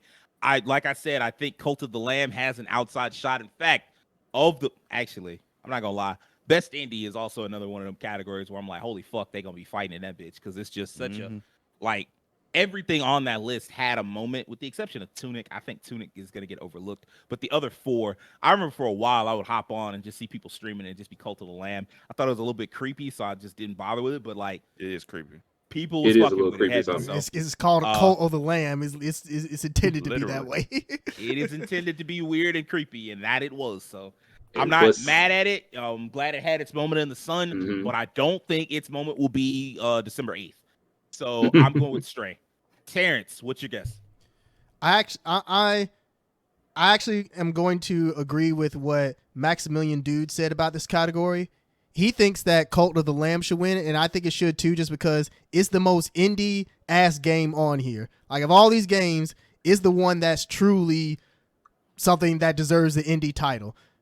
Close second to me will be Neon White. Stray is probably gonna win this category just because it probably will, but I'd give it to Cult of the Lamb, and then close second would be Neon White. Not enough credit is being given to Neon White. It is a fantastic game. I've seen it played by like a lot of different streamers. It's one of the most addicting looking games, and I was like, "Yep, I'm not playing this because I know I'd be sitting there trying to beat my time, constantly trying to get around the level as quickly as possible." Fuck that.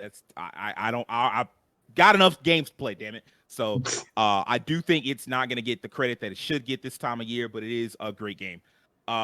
Will Stray or one of the other four? What's up? Like, even I'm not gonna sit up here and disagree with the fact that we definitely gonna see Stray win, but I gotta be real. I think Cult of the Lamb should definitely run with it. I think it should, and that's because I've watched people play it, and I've watched like a couple closer friends of mine play it, and I've seen a lot of stuff it has. It is a roguelike. It is very similar to games like Binding of Isaac, Dead Cells, Getsu Fumaden. It's very close to those games. But what I love about it is that I think it has like Twitch integration with it as well. So like your chat can kind of join in and they can be your cult members. And I thought that was like really cool because I seen one of the streamers I watched do it. I'm like, I didn't think it would do that. So that's pretty nice. That's different. I never thought I would have seen that. And the reason it's also creepy Sage is because I mean Devolver kind of had a hand in that, and they've been known to put some wacky shit out. So yeah, but Close to the Lamb is my answer because I think it should get it. Next category, best ongoing. Awarded to a game for outstanding development of ongoing content that evolves the player experience over time. Genshin Impact, Fortnite, Final Fantasy 14. Somebody do the meme when we get around to it. I think Will knows it. Destiny 2, Apex Legends. Rakeem, what's your guess? My guess is going to be Final Fantasy 14. I'm choosing Final Fantasy 14. A part of this is a little bit of bias, specifically because they did such a good job marketing it and getting their fan base to just be. I mean, their fan base is really a big part of it. They just were so vocal and still are about the game and creating that fan base. And I saw this year there was a great migration from other MMOs to Final Fantasy 14, especially from like Warcraft, World of Warcraft, and like coming to Final Fantasy 14, such a popular title. I just think that it's doing a fantastic job of what it's had so far these many years. And I think it's going to continue on this trajectory. I mean, Final Fantasy 11 made a lot of money for Square Enix. Final Fantasy 14 is making a lot of money for Square Enix. I don't see that train slowing down anytime soon. I'm going Final Fantasy 14. Just because I don't think we're running low on time. However, I do want to speed this up. So I agree with Rakeem. I think Final Fantasy 14, I think Endwalker counts in this, if I'm not mistaken. I mean, this picture is like from the Endwalker cover, so yeah. Genshin Impact has a shot, good shot, but I'm just gonna say FF14. Devin, what's up? Fortnite, baby. You already know it, man. Fortnite, baby. Look. I know how many people feel about it. Oh, this is only for kids, man. Fortnite is one of the best experiences I ever played, man. Battle royales. I really wasn't into battle royales. This game kind of solidified battle royales for me. And just think about this game is literally Mugen. It's expanding. It's got literally every character from any universe you can think about. It has The Rock in there, not only as Black Adam, but also he's a character in the Fortnite universe. And they also have a dope Fortnite story. I don't think people know about that. People think Fortnite just buildings, but the story, the lore that they came up with this game is on the level of something like that you could do like a AAA game. Like, y'all thinking of all this crazy stuff, time travel, dimension shifting, demon fighting, zombie walking, like, bruh. So I gotta say Fortnite, man. And it's also people you say, man, Fortnite finna die, man. Fortnite finna die where it's dead. Mm-mm. The other one's dead to try to fight it. That's who dead. Because Fortnite, I still think Fortnite got about a good 5 years in it. So two things. When Devin brought up Mugen, it just reminded me of how when I was in high school, I came up to a friend one time and I just pitched an idea to him. And I was like, what if you could have all the anime characters fight each other in one game at the same time? and it was like inspired by Marvel vs. Capcom, and I was like, what if it was just called Versus? And Fortnite is just that, but with guns. The other thing is, Fortnite, as ridiculous as it sounds, always has an outside. Always has a shot because it's Fortnite. It's a fucking juggernaut. So I don't think it'll win, but I don't think Devin is picked a bad choice. Like Fortnite is always gonna, like, just the fan base and like the fact that it's got constant new characters, fucking Naruto and Goku and Superman and all the motherfuckers. Like you was able to do Kamehameha waves this year and literally have Goku fight Superman. Not in the way that I would want to see that, but they were able to do it. So that's insane. Testament to just how powerful it is in the gaming landscape. Terrence, what's your guess? You know what? Did Naruto come out this year for Fortnite? I think Yeah. so. Yeah, he did. Man, you know what? I'm not gonna lie. That's a pretty strong argument for Fortnite alone, right there. Just the amount of characters that got in there this year. Like a lot of anime got in there this time. I'm gonna go with Final Fantasy 14. I'm not an expert in this category. I'm not gonna lie, but I think 14 will probably win just because the community support for it has been so strong for that game, and it just continues to impress. So I'm gonna go with 14, but you know, I say listen to somebody who actually plays ongoing games instead of me. So yeah. Will, would you like to proselytize to us about Final Fantasy 14? Have you heard of the critically acclaimed MMORPG Final Fantasy XIV with the expanded free trial, which you can play through the entirety of A Realm Reborn and the award-winning Heavensward expansion up to level 60 for free with no restrictions on playtime? That's the game that's winning it. That's the game that's getting it, hands down. Thank you so much for having that memorized. Also, Apex doesn't need to be here because they do not give a damn about us over there. They can't fix half the shit they fix and can't fix half the shit they break. EA and Respawn, get off your nuts and please do something. Please. The mobile version gets better treatment than the console version. Get off your nuts, my gosh. That's got to be painful after a know while. what? I want to say something real quick on what Will just said. The mobile, I ain't gonna lie, with EA, they were kind of petty. The mobile version has different stuff, different characters than the full game. Has a whole brand new character. Some fire, two actually. Two, yeah. Some of the best skins I've ever seen. I'm like, this is interesting. Why would you create such a divide between it's the same game? So now people on PC be like, I can't use that. I can't get that skin. Why they got two new characters? So I agree with what Will just said. I love Apex.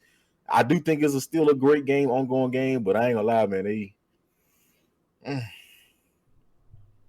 Horrible. The next one up is Games for Impact. We're not going to cover it. I just want to bring it up briefly. It has like a bunch of interesting games. It's basically for thought-provoking games with a pro-social meaning or message. I have no idea why the train wreck that is As Dust Falls, train wreck in terms of plot, not in terms of story, but it's very good. It just has no business here. I was a teenage exocolonist, probably has the best chance of winning that. Just wanted to bring it up. We're going to move on. Best score in music is next up. For outstanding music, inclusive of score, original song, and/or licensed soundtrack. And your nominees are Xenoblade Chronicles 3, Metal Hellsinger, God of War Ragnarok, Elden Ring, and A Plague Tale Requiem. Rakeem, you got a guess on which one's going to take this one? Man, if Metal Hellsinger doesn't win this, I'm going to be so upset. Like, the sound is literally in the ethos of the game itself. I just feel like integrating music into the game is so innovative and interesting, especially in a freaking shooter. So rhythm and shooter and music coming all into one is so distinct, innovative, and of course the soundtrack is also good. I think it has a great shot of winning this. I'm going Metal Hellsinger. That's literally the reason why I included this one. I know we haven't all played all 5 of these games.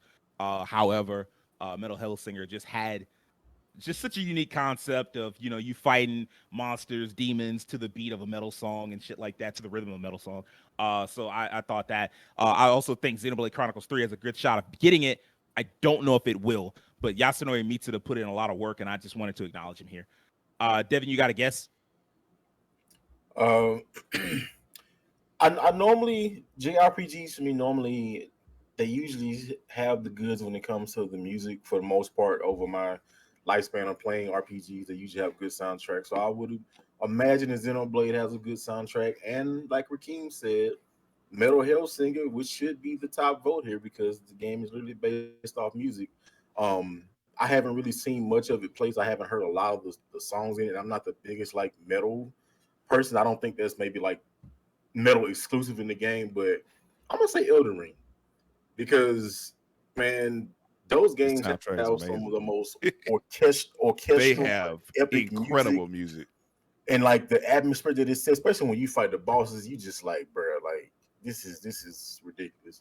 So I'm gonna just have to give it to Elden Ring. Now, of course, God of War has some good stuff I've heard, but I just think Elden Ring has more of a encompassing soundtrack. I don't know. I'm gonna just say Elden Ring.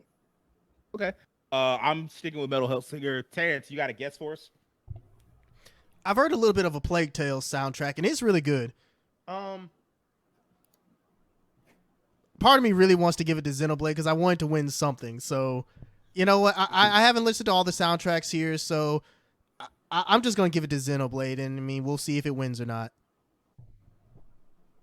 Will, what you got for me? Metal Hellsinger, man. I mean, come on. The concept of the game, the gameplay, and how it integrates the music is just right on. Like, I feel like you can't miss with that. I feel like with a game like that, sound design and audio should be top priority. It should stand above the rest of these games sitting on this list. Fair enough. This one, I think we're gonna mostly agree on this one. Best art direction. Okay, I was hoping we were going to do this. I was really hoping. Yeah. Absolutely, Art absolutely. direction. Oh yeah. For outstanding creative and/or technical achievement in artistic design and animation.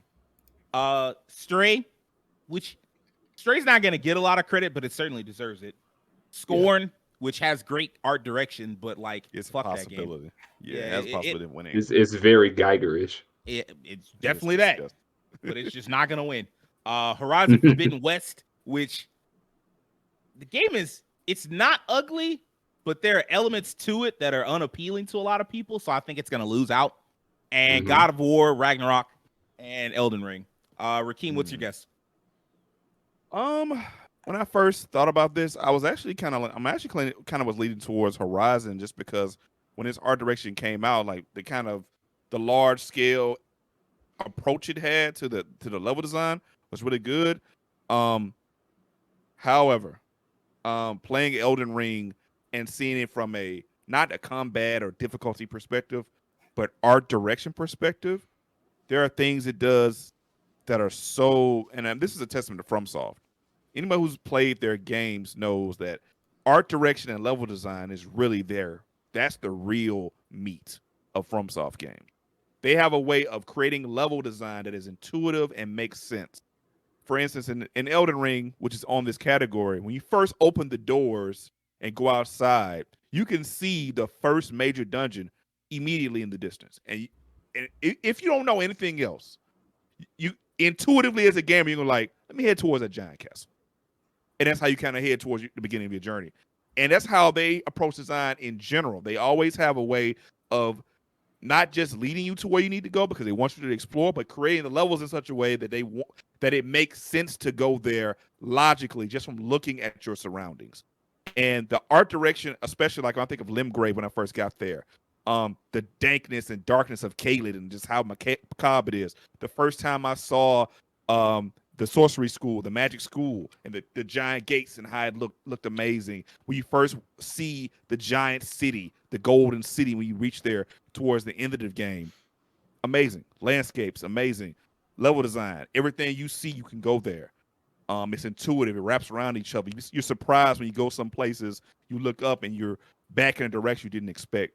The way they do level design in FromSoft is not only beautiful, but it has a function and a form that makes sense and helps and guides the player. So I'm gonna have to give them one to Elden Ring. Christ, that was a great description. All right. Devin, what's your guess? So I have two choices between Scorn and Stray. Because out of Snap all the out of it, games, Scorn's not gonna win. I mean, I'm definitely going to have some things to say about that. I'm just saying, like, out of the two games on this list, those Scorn and Stray invoke the most emotion just by looking at those games, period. Like, you don't have to Also, Scorn, a world totally built off like meat or whatever, just like bioorganisms. The whole like, Yeah. I saw some video about how they Viscera. like how they did the level designs and the art direction. Like literally everything is like based off organism. Like even the walls is like, it was crazy. Like seeing how they came up with this stuff. So the game was disgusting to look at. Like when I watch horror stuff, so I'm not squeamish. But when I first saw Scorn, I'm like, I don't want to play this. So just that alone, when something you look at it and it invokes such a strong emotion, I feel like this good art direction alone. But I think I'm gonna have to give it to Stray because their use of color, their use of just like the atmosphere, like it invokes like this warm feeling. And color is usually like the biggest element when it comes to like art direction. Like if something is warm and yellow reds, it's like it's a vibrant, like lively feel to it. If it's like blues and like these subdued colors, it's more melancholy or or sad. But I think they did a great job with the contrast. Everything the way that game looks, the lighting, everything looks perfect. I think Stray got the art direction, hands down. Okay. So, Thorn is not going to win largely because of what you said, because it does evoke such a shocking reaction, and that reaction is, I don't want to play this. That is going to, and I'm not even being funny. Like, I think literally when you like evoke that kind of reaction for people, a lot of people are going to be turned away. Does it deserve to be nominated? Yes. Do I want to play it? No. Do I think it'll win? No. But it did deserve to be nominated. It did create a world that is unlike anything that is out there. That's for damn sure.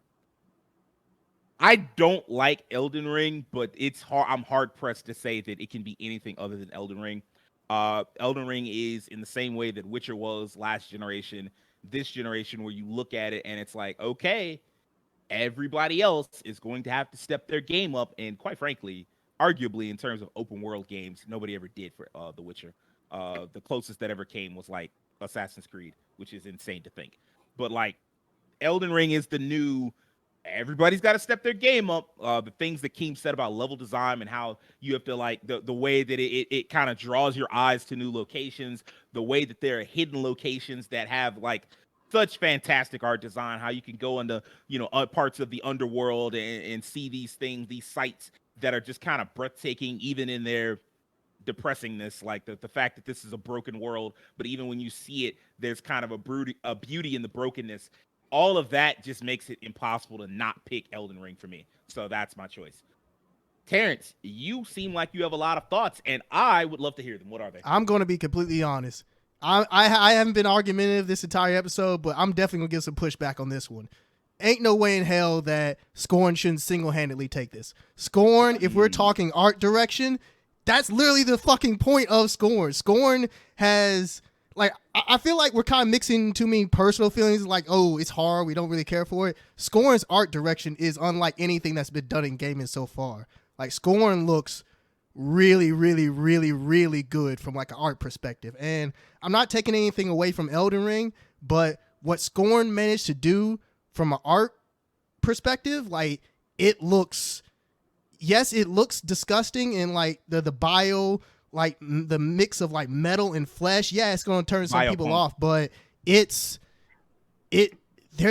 beauty in it. And man, like when I look at the game, it just looks it's based on like stuff like I Have No Mouth and I Must Scream, like it's based on stuff like that, HHR Geiger and all that. But yeah, no other game has pulled off in terms of art what Scorn has done. And like I said, I'm not taking anything away from Elden Ring or any of these other games, but like nothing's been done like Scorn. So I think Scorn should win. That's just my take on it.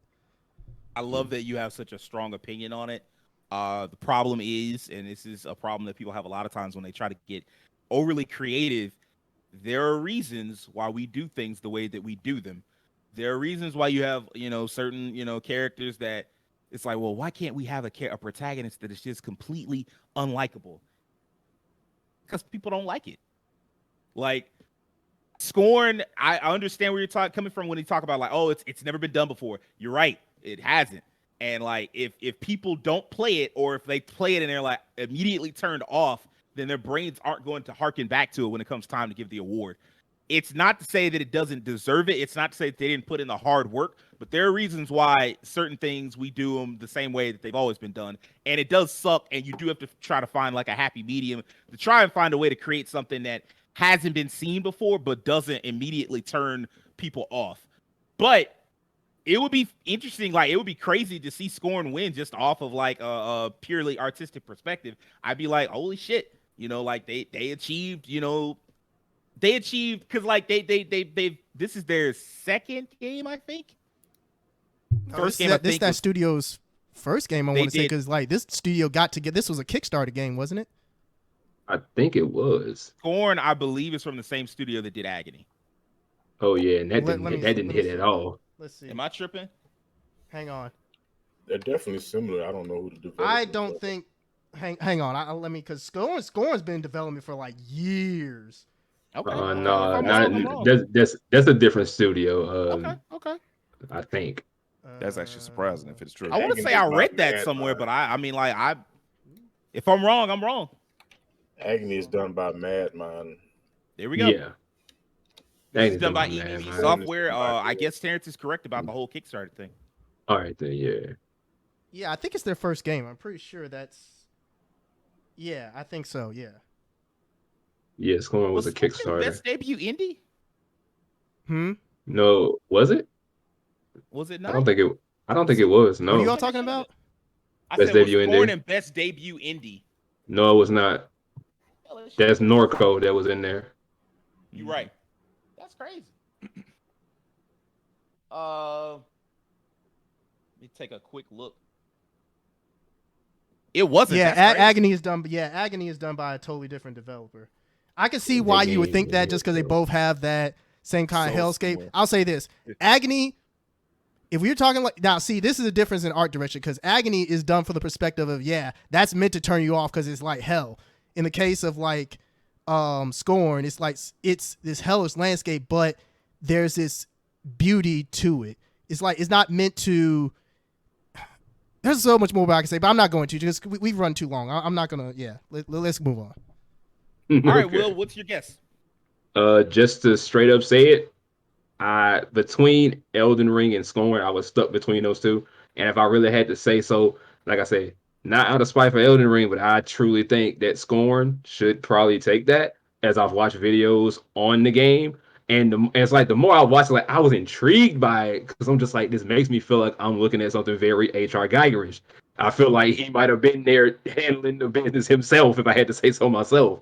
But the more I watched it, I was intrigued. But there were times where I was just like, this is so striking to me as a video game. But at the same time, I'm like, I kind of can't stop watching what's happening here, even with a bit of the blood, the gore, the viscera that's happening. So for me, Scorn could definitely see a shot at it. I definitely could see it happen. I love that y'all argued so strongly for it. What's up? Will just said exactly what I just thought about. Scorn envelops that feeling of something that you shouldn't be looking at, or is horrible to look at, but you can't turn away. Yep. You see an accident or something. Why are we looking at the accident? It's like, it's not positive, but you just gotta look at it. And our Scorn is like, this look nasty, but I can't. Why am I still looking at the screen? I'm not looking at the screen. I love that y'all have such strong opinions on it. So we'll see. Now I'm like really excited to see which one wins. Next up, best narrative for outstanding storytelling and narrative development in a game. Immortality, Horizon Forbidden West, God of War Ragnarok, Elden Ring, and A Plague Tale Requiem. Rakeem, what's up? Okay, I'll be honest, I'm not very familiar with Immortality. I know it had its kind of moment, but I'm not very familiar with Immortality. As far as narrative, a part of me wants to actually say A Plague Tale Requiem. When the first Plague Tale came out, I remember watching videos about it, and I was very, very intrigued by like kind of like story direction and kind of how the game was directed as a whole. And I think there was something about Requiem too that kind of engrossed you in the storytelling. And this is from a narrative perspective.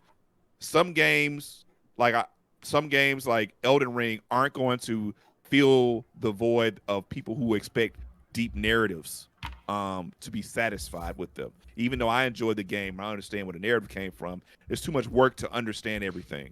Where something like a Plague Tale Requiem, I think you can get the themes and the ideas behind it, and also harkening back to that kind of that kind of story where you're dealing with a plague and character struggling through things, and the character struggles even coming through with the gameplay and the how she has to approach combat differently from how a typical protagonist would because of her size and differences between there.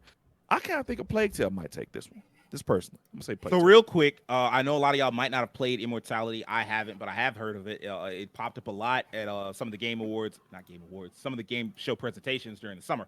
It's an interactive film video game by director Sam Barlow, published by Half Mermaid Productions. It's based on a fictional model turned actress, Marissa Marcel, played by Manon Gage. Also, probably has a strong chance of winning the best performance, unless it's Christopher Judge, who starred in like some movies throughout like the 60s, 70s, 90s. She went missing, and the player has to try to solve what happened to her, like the mystery behind it. It's a really strong narrative, really creative, got some horror elements to it. People are going, you like, if you, after y'all get off stream, check the game out. It might be up your alley. Devin, what do you think is going to win best narrative? This is kind of a toss up to me. I mean, I would like to say Elden Ring just off the fact that these games are so cryptic. They have so many Easter eggs and things that connect the dots. You fight this, or you find this item that links to that. But I think that's a little different, I guess, than just like straight up narrative. That's more like lore and world building. Yeah, I think. Yeah. So that I'm gonna say Plague Tale, even though I haven't really had much time with this game. I think out of all of these, like, I mean, God of War is kind of like, you kind of know what's going on. Like, he's fighting against the Asgardians and stuff.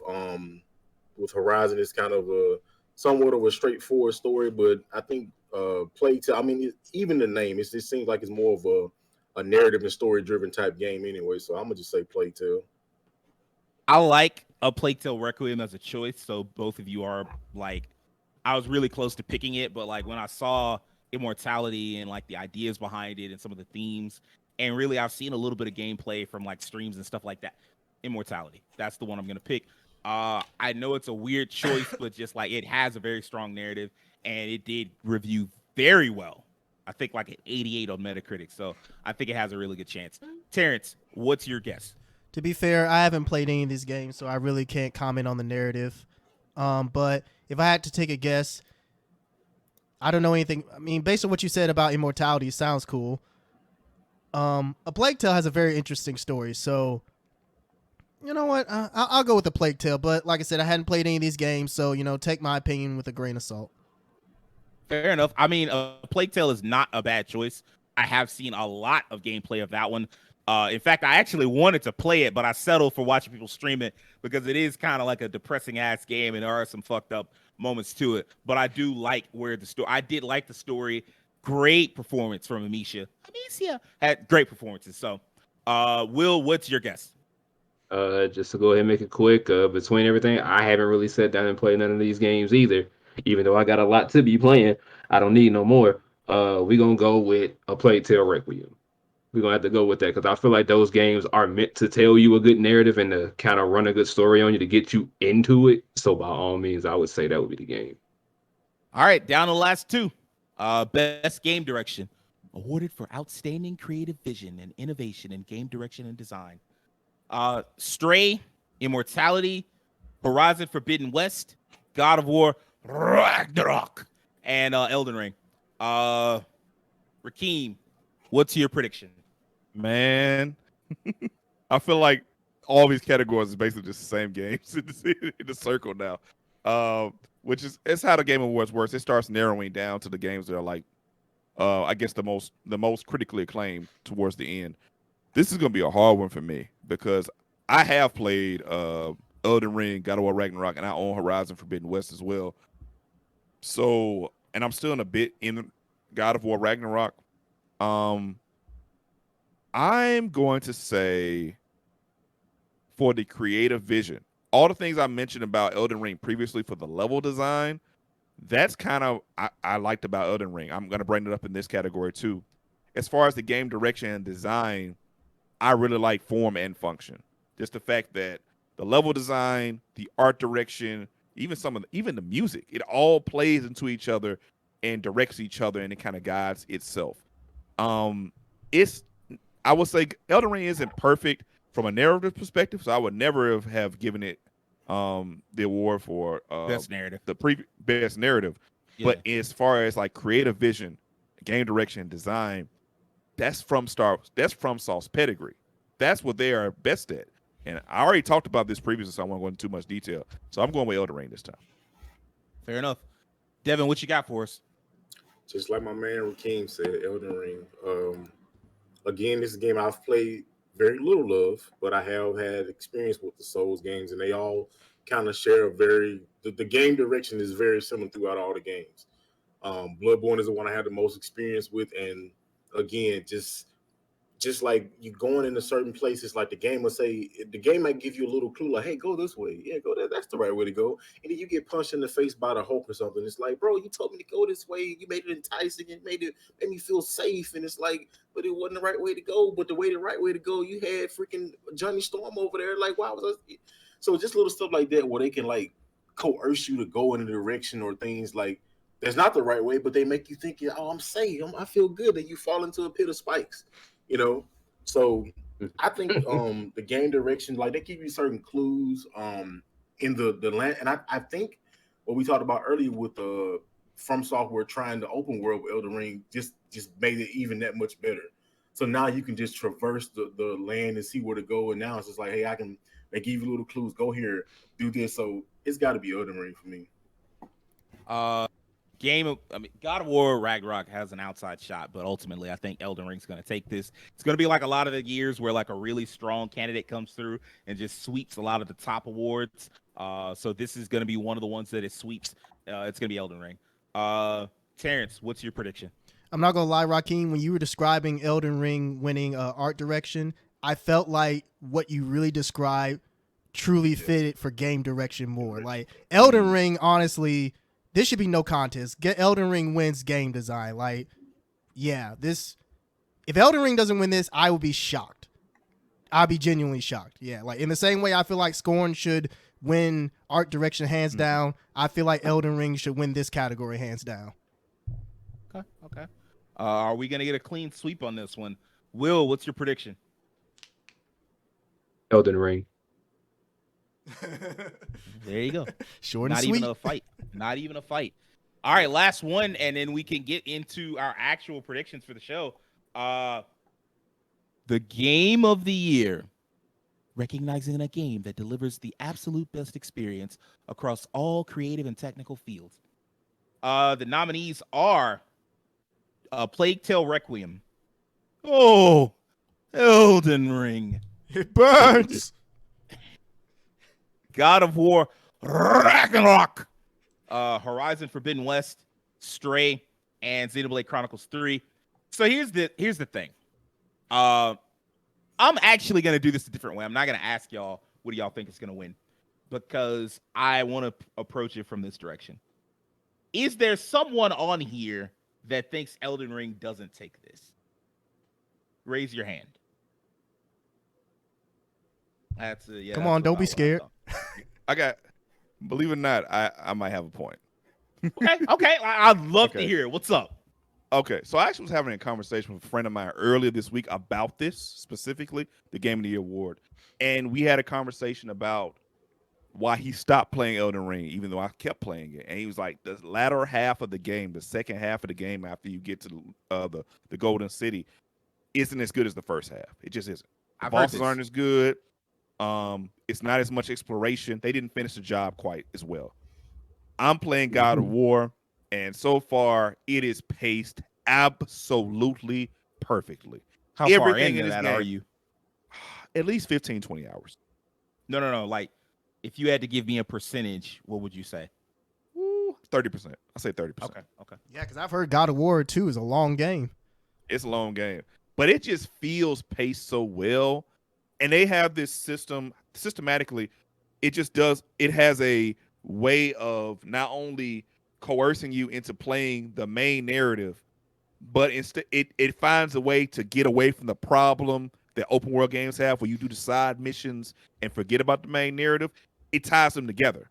So there are parts of the story you'll play a level and you're doing a story thing, and then something else will come along that is also part of that story, but it's incomplete, and they'll have it later for you to play. So you can go back to certain levels and do them and look for that narrative thread that you didn't finish in the first one. It's a very intelligent way to do it.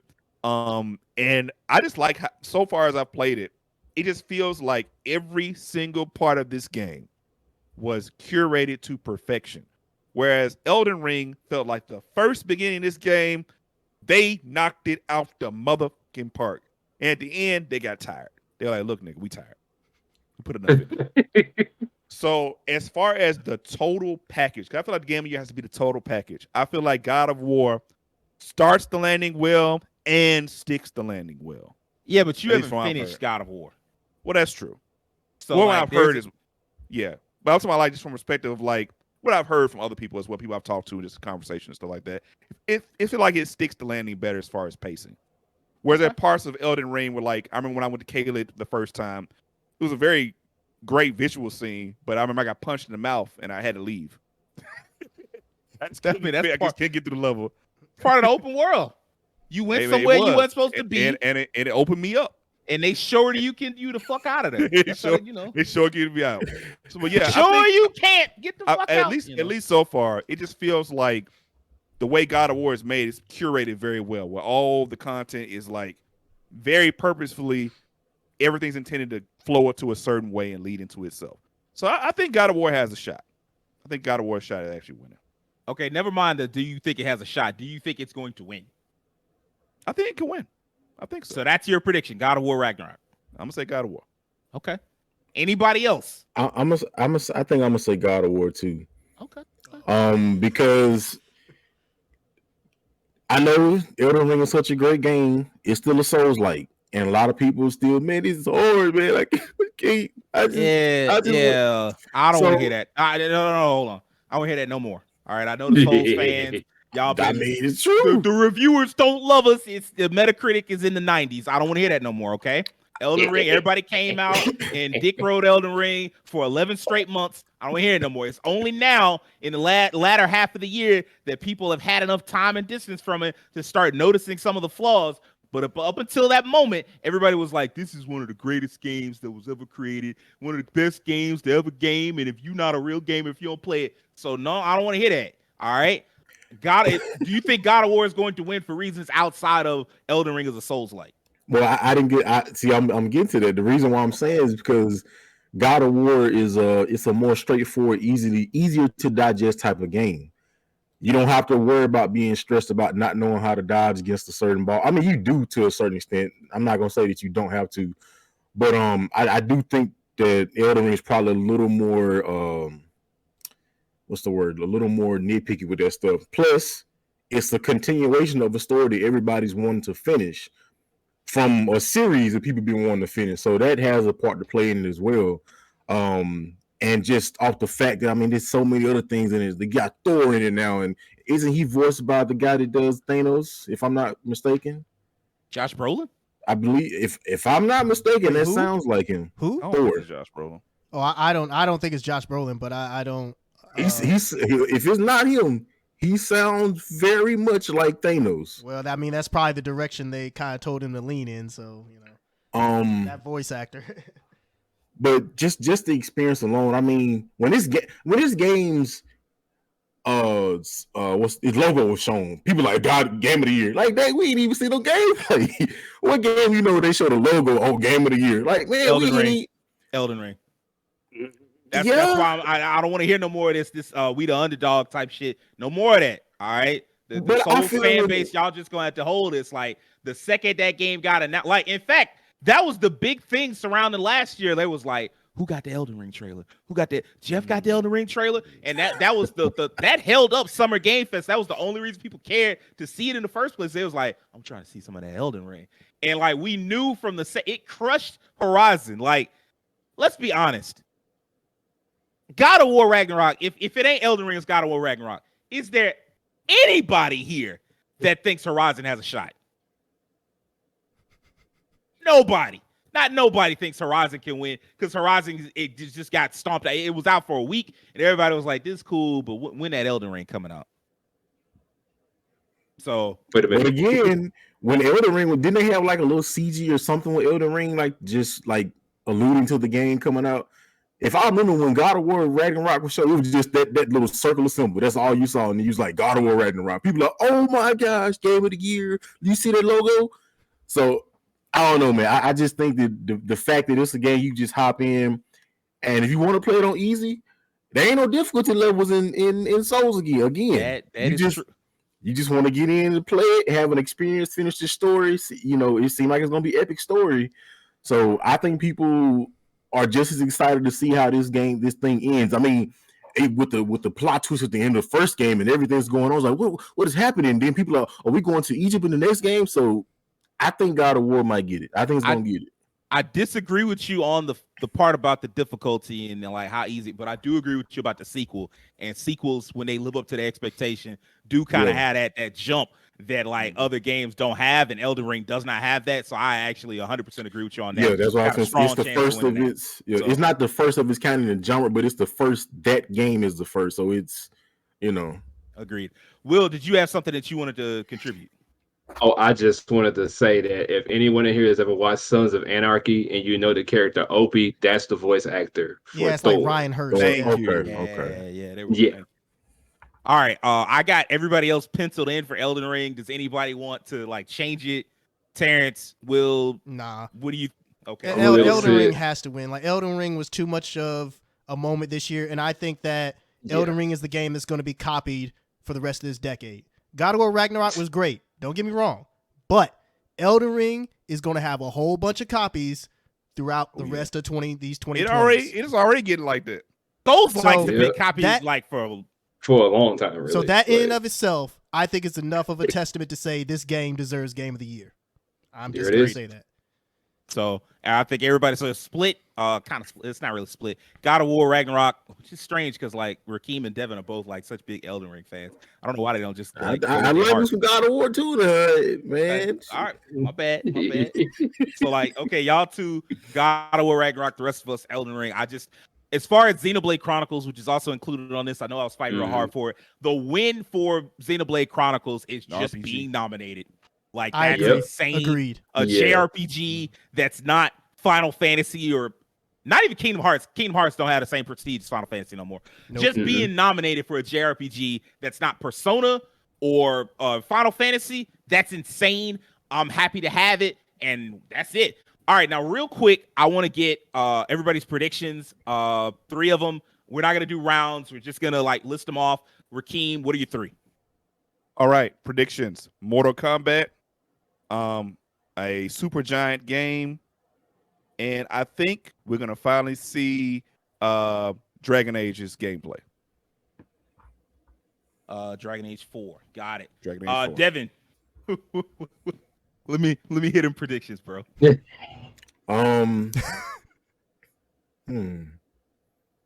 Predictions for Game Awards.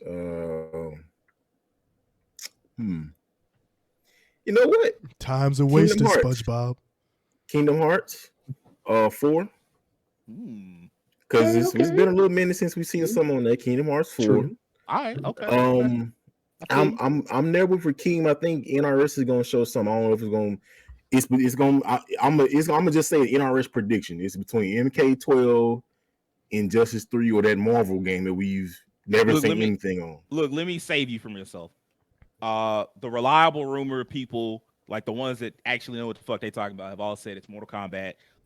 They were working on, I think, Injustice. I think the Marvel game was always a smokescreen. They were working on like Injustice 3. Then the stuff came up with WB, and it was like, all right, fuck it, let's work on the IP we actually know we have control of. And then they just got back to work on Mortal Kombat. So it's probably Mortal Kombat 12.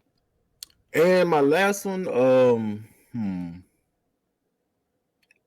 last predictions for Game Awards.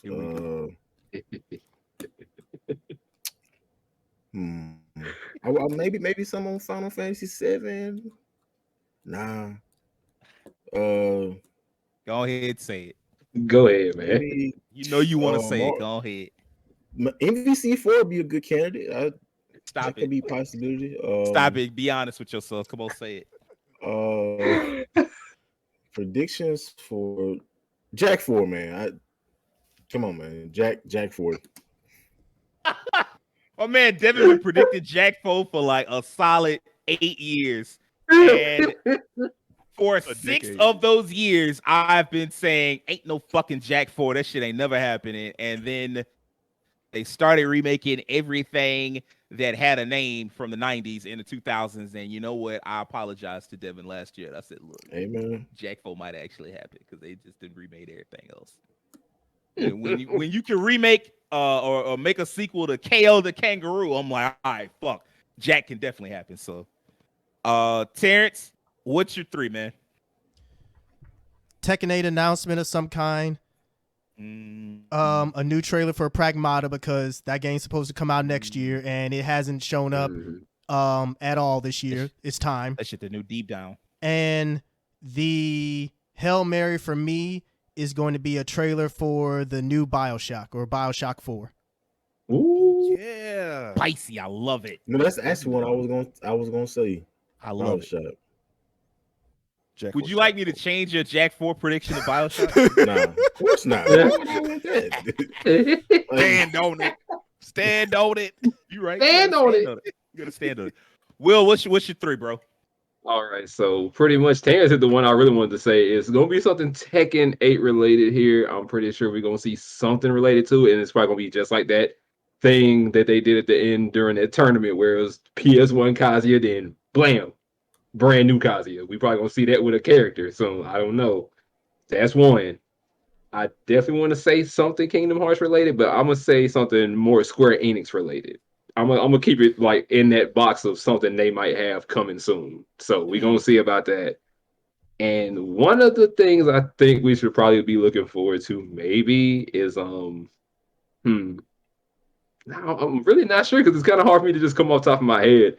But I'll just throw like the longest of long shots in the world. I know it ain't gonna happen, but we just gonna throw it out there. Sea of Stars. They've been promoting big time on Twitter. But I would love to see if they have something show up. Sea of Stars. So I want to see that. If they've been promoting on Twitter, you know, Jeff is very big on trying to show you everything from not just like AAA games, but like also indie games and also like games around the world. My 4, I agree with Keem, Dragon Age 4, but that's not one of my 4. Crimson Desert, I think it's about time for that game to make a comeback. It's been gone for like 2 years now, and it was supposed to come out, I think, last year. I think it was supposed to come out last year, and it got delayed. They pushed it back. I think it's time for us to see it again. I think last year they showed Wonder Woman. They didn't show anything of it. Okay. However, just a logo. Just the logo. However, Monolith Productions, has not shown a video game, has not had a video game out since 2017. If they've been working on Wonder Woman all this time, that game is very close to being done. I guarantee it. The last game, a little bit, I'm going to try to speed through this real quickly because there is a little bit of backstory. There was a rumor that they were working on I think the studio is called Certain Affinity. They were working on a game, Transformers, a Transformers game. Transformers Online, which changed to Transformers Rise. Here's the thing. For a while, they rumored that it was canceled. And then about a week ago, they put up a YouTube video, a couple of YouTube videos leaked that were like clearly Transformers cinematics that were like video game stuff. And they had like professional voice acting, so it wasn't like a fake or anything like that. And everybody was like, okay, well, the game's still canceled. This just leaked out. You know, canceled stuff leaks out all the time, which I would have agreed with until it got copyright struck by Hasbro. So now I'm like, all right, that's always the telltale sign when a company starts copyright striking some shit. That's because it's not canceled. That's because it's on the table. They're getting ready to talk about it soon. Soon could be a month from now. Soon could be 6 months. But I think it's going to show up at the Game Awards. All right. I think that is enough for us. That's been quite the show, and I think we actually killed it. I think a lot of us are going to be right. I can't wait to see how this turns out. If you enjoyed this episode, I need a few things from you. I need you to do us a favor. Hit that subscription button on YouTube. I need you to follow us on Twitter, on TikTok. Like I said, I need you to tell your friends about us. Tell your friends, your girlfriend, your wife, your husband, your partner, your grandmama, your granddaddy, everybody. Tell everybody. I need you to tell everybody. Your daddy, your bald-headed granny, everybody. All of them. Goddamn it. And do me a personal favor and have an excellent week. Peace.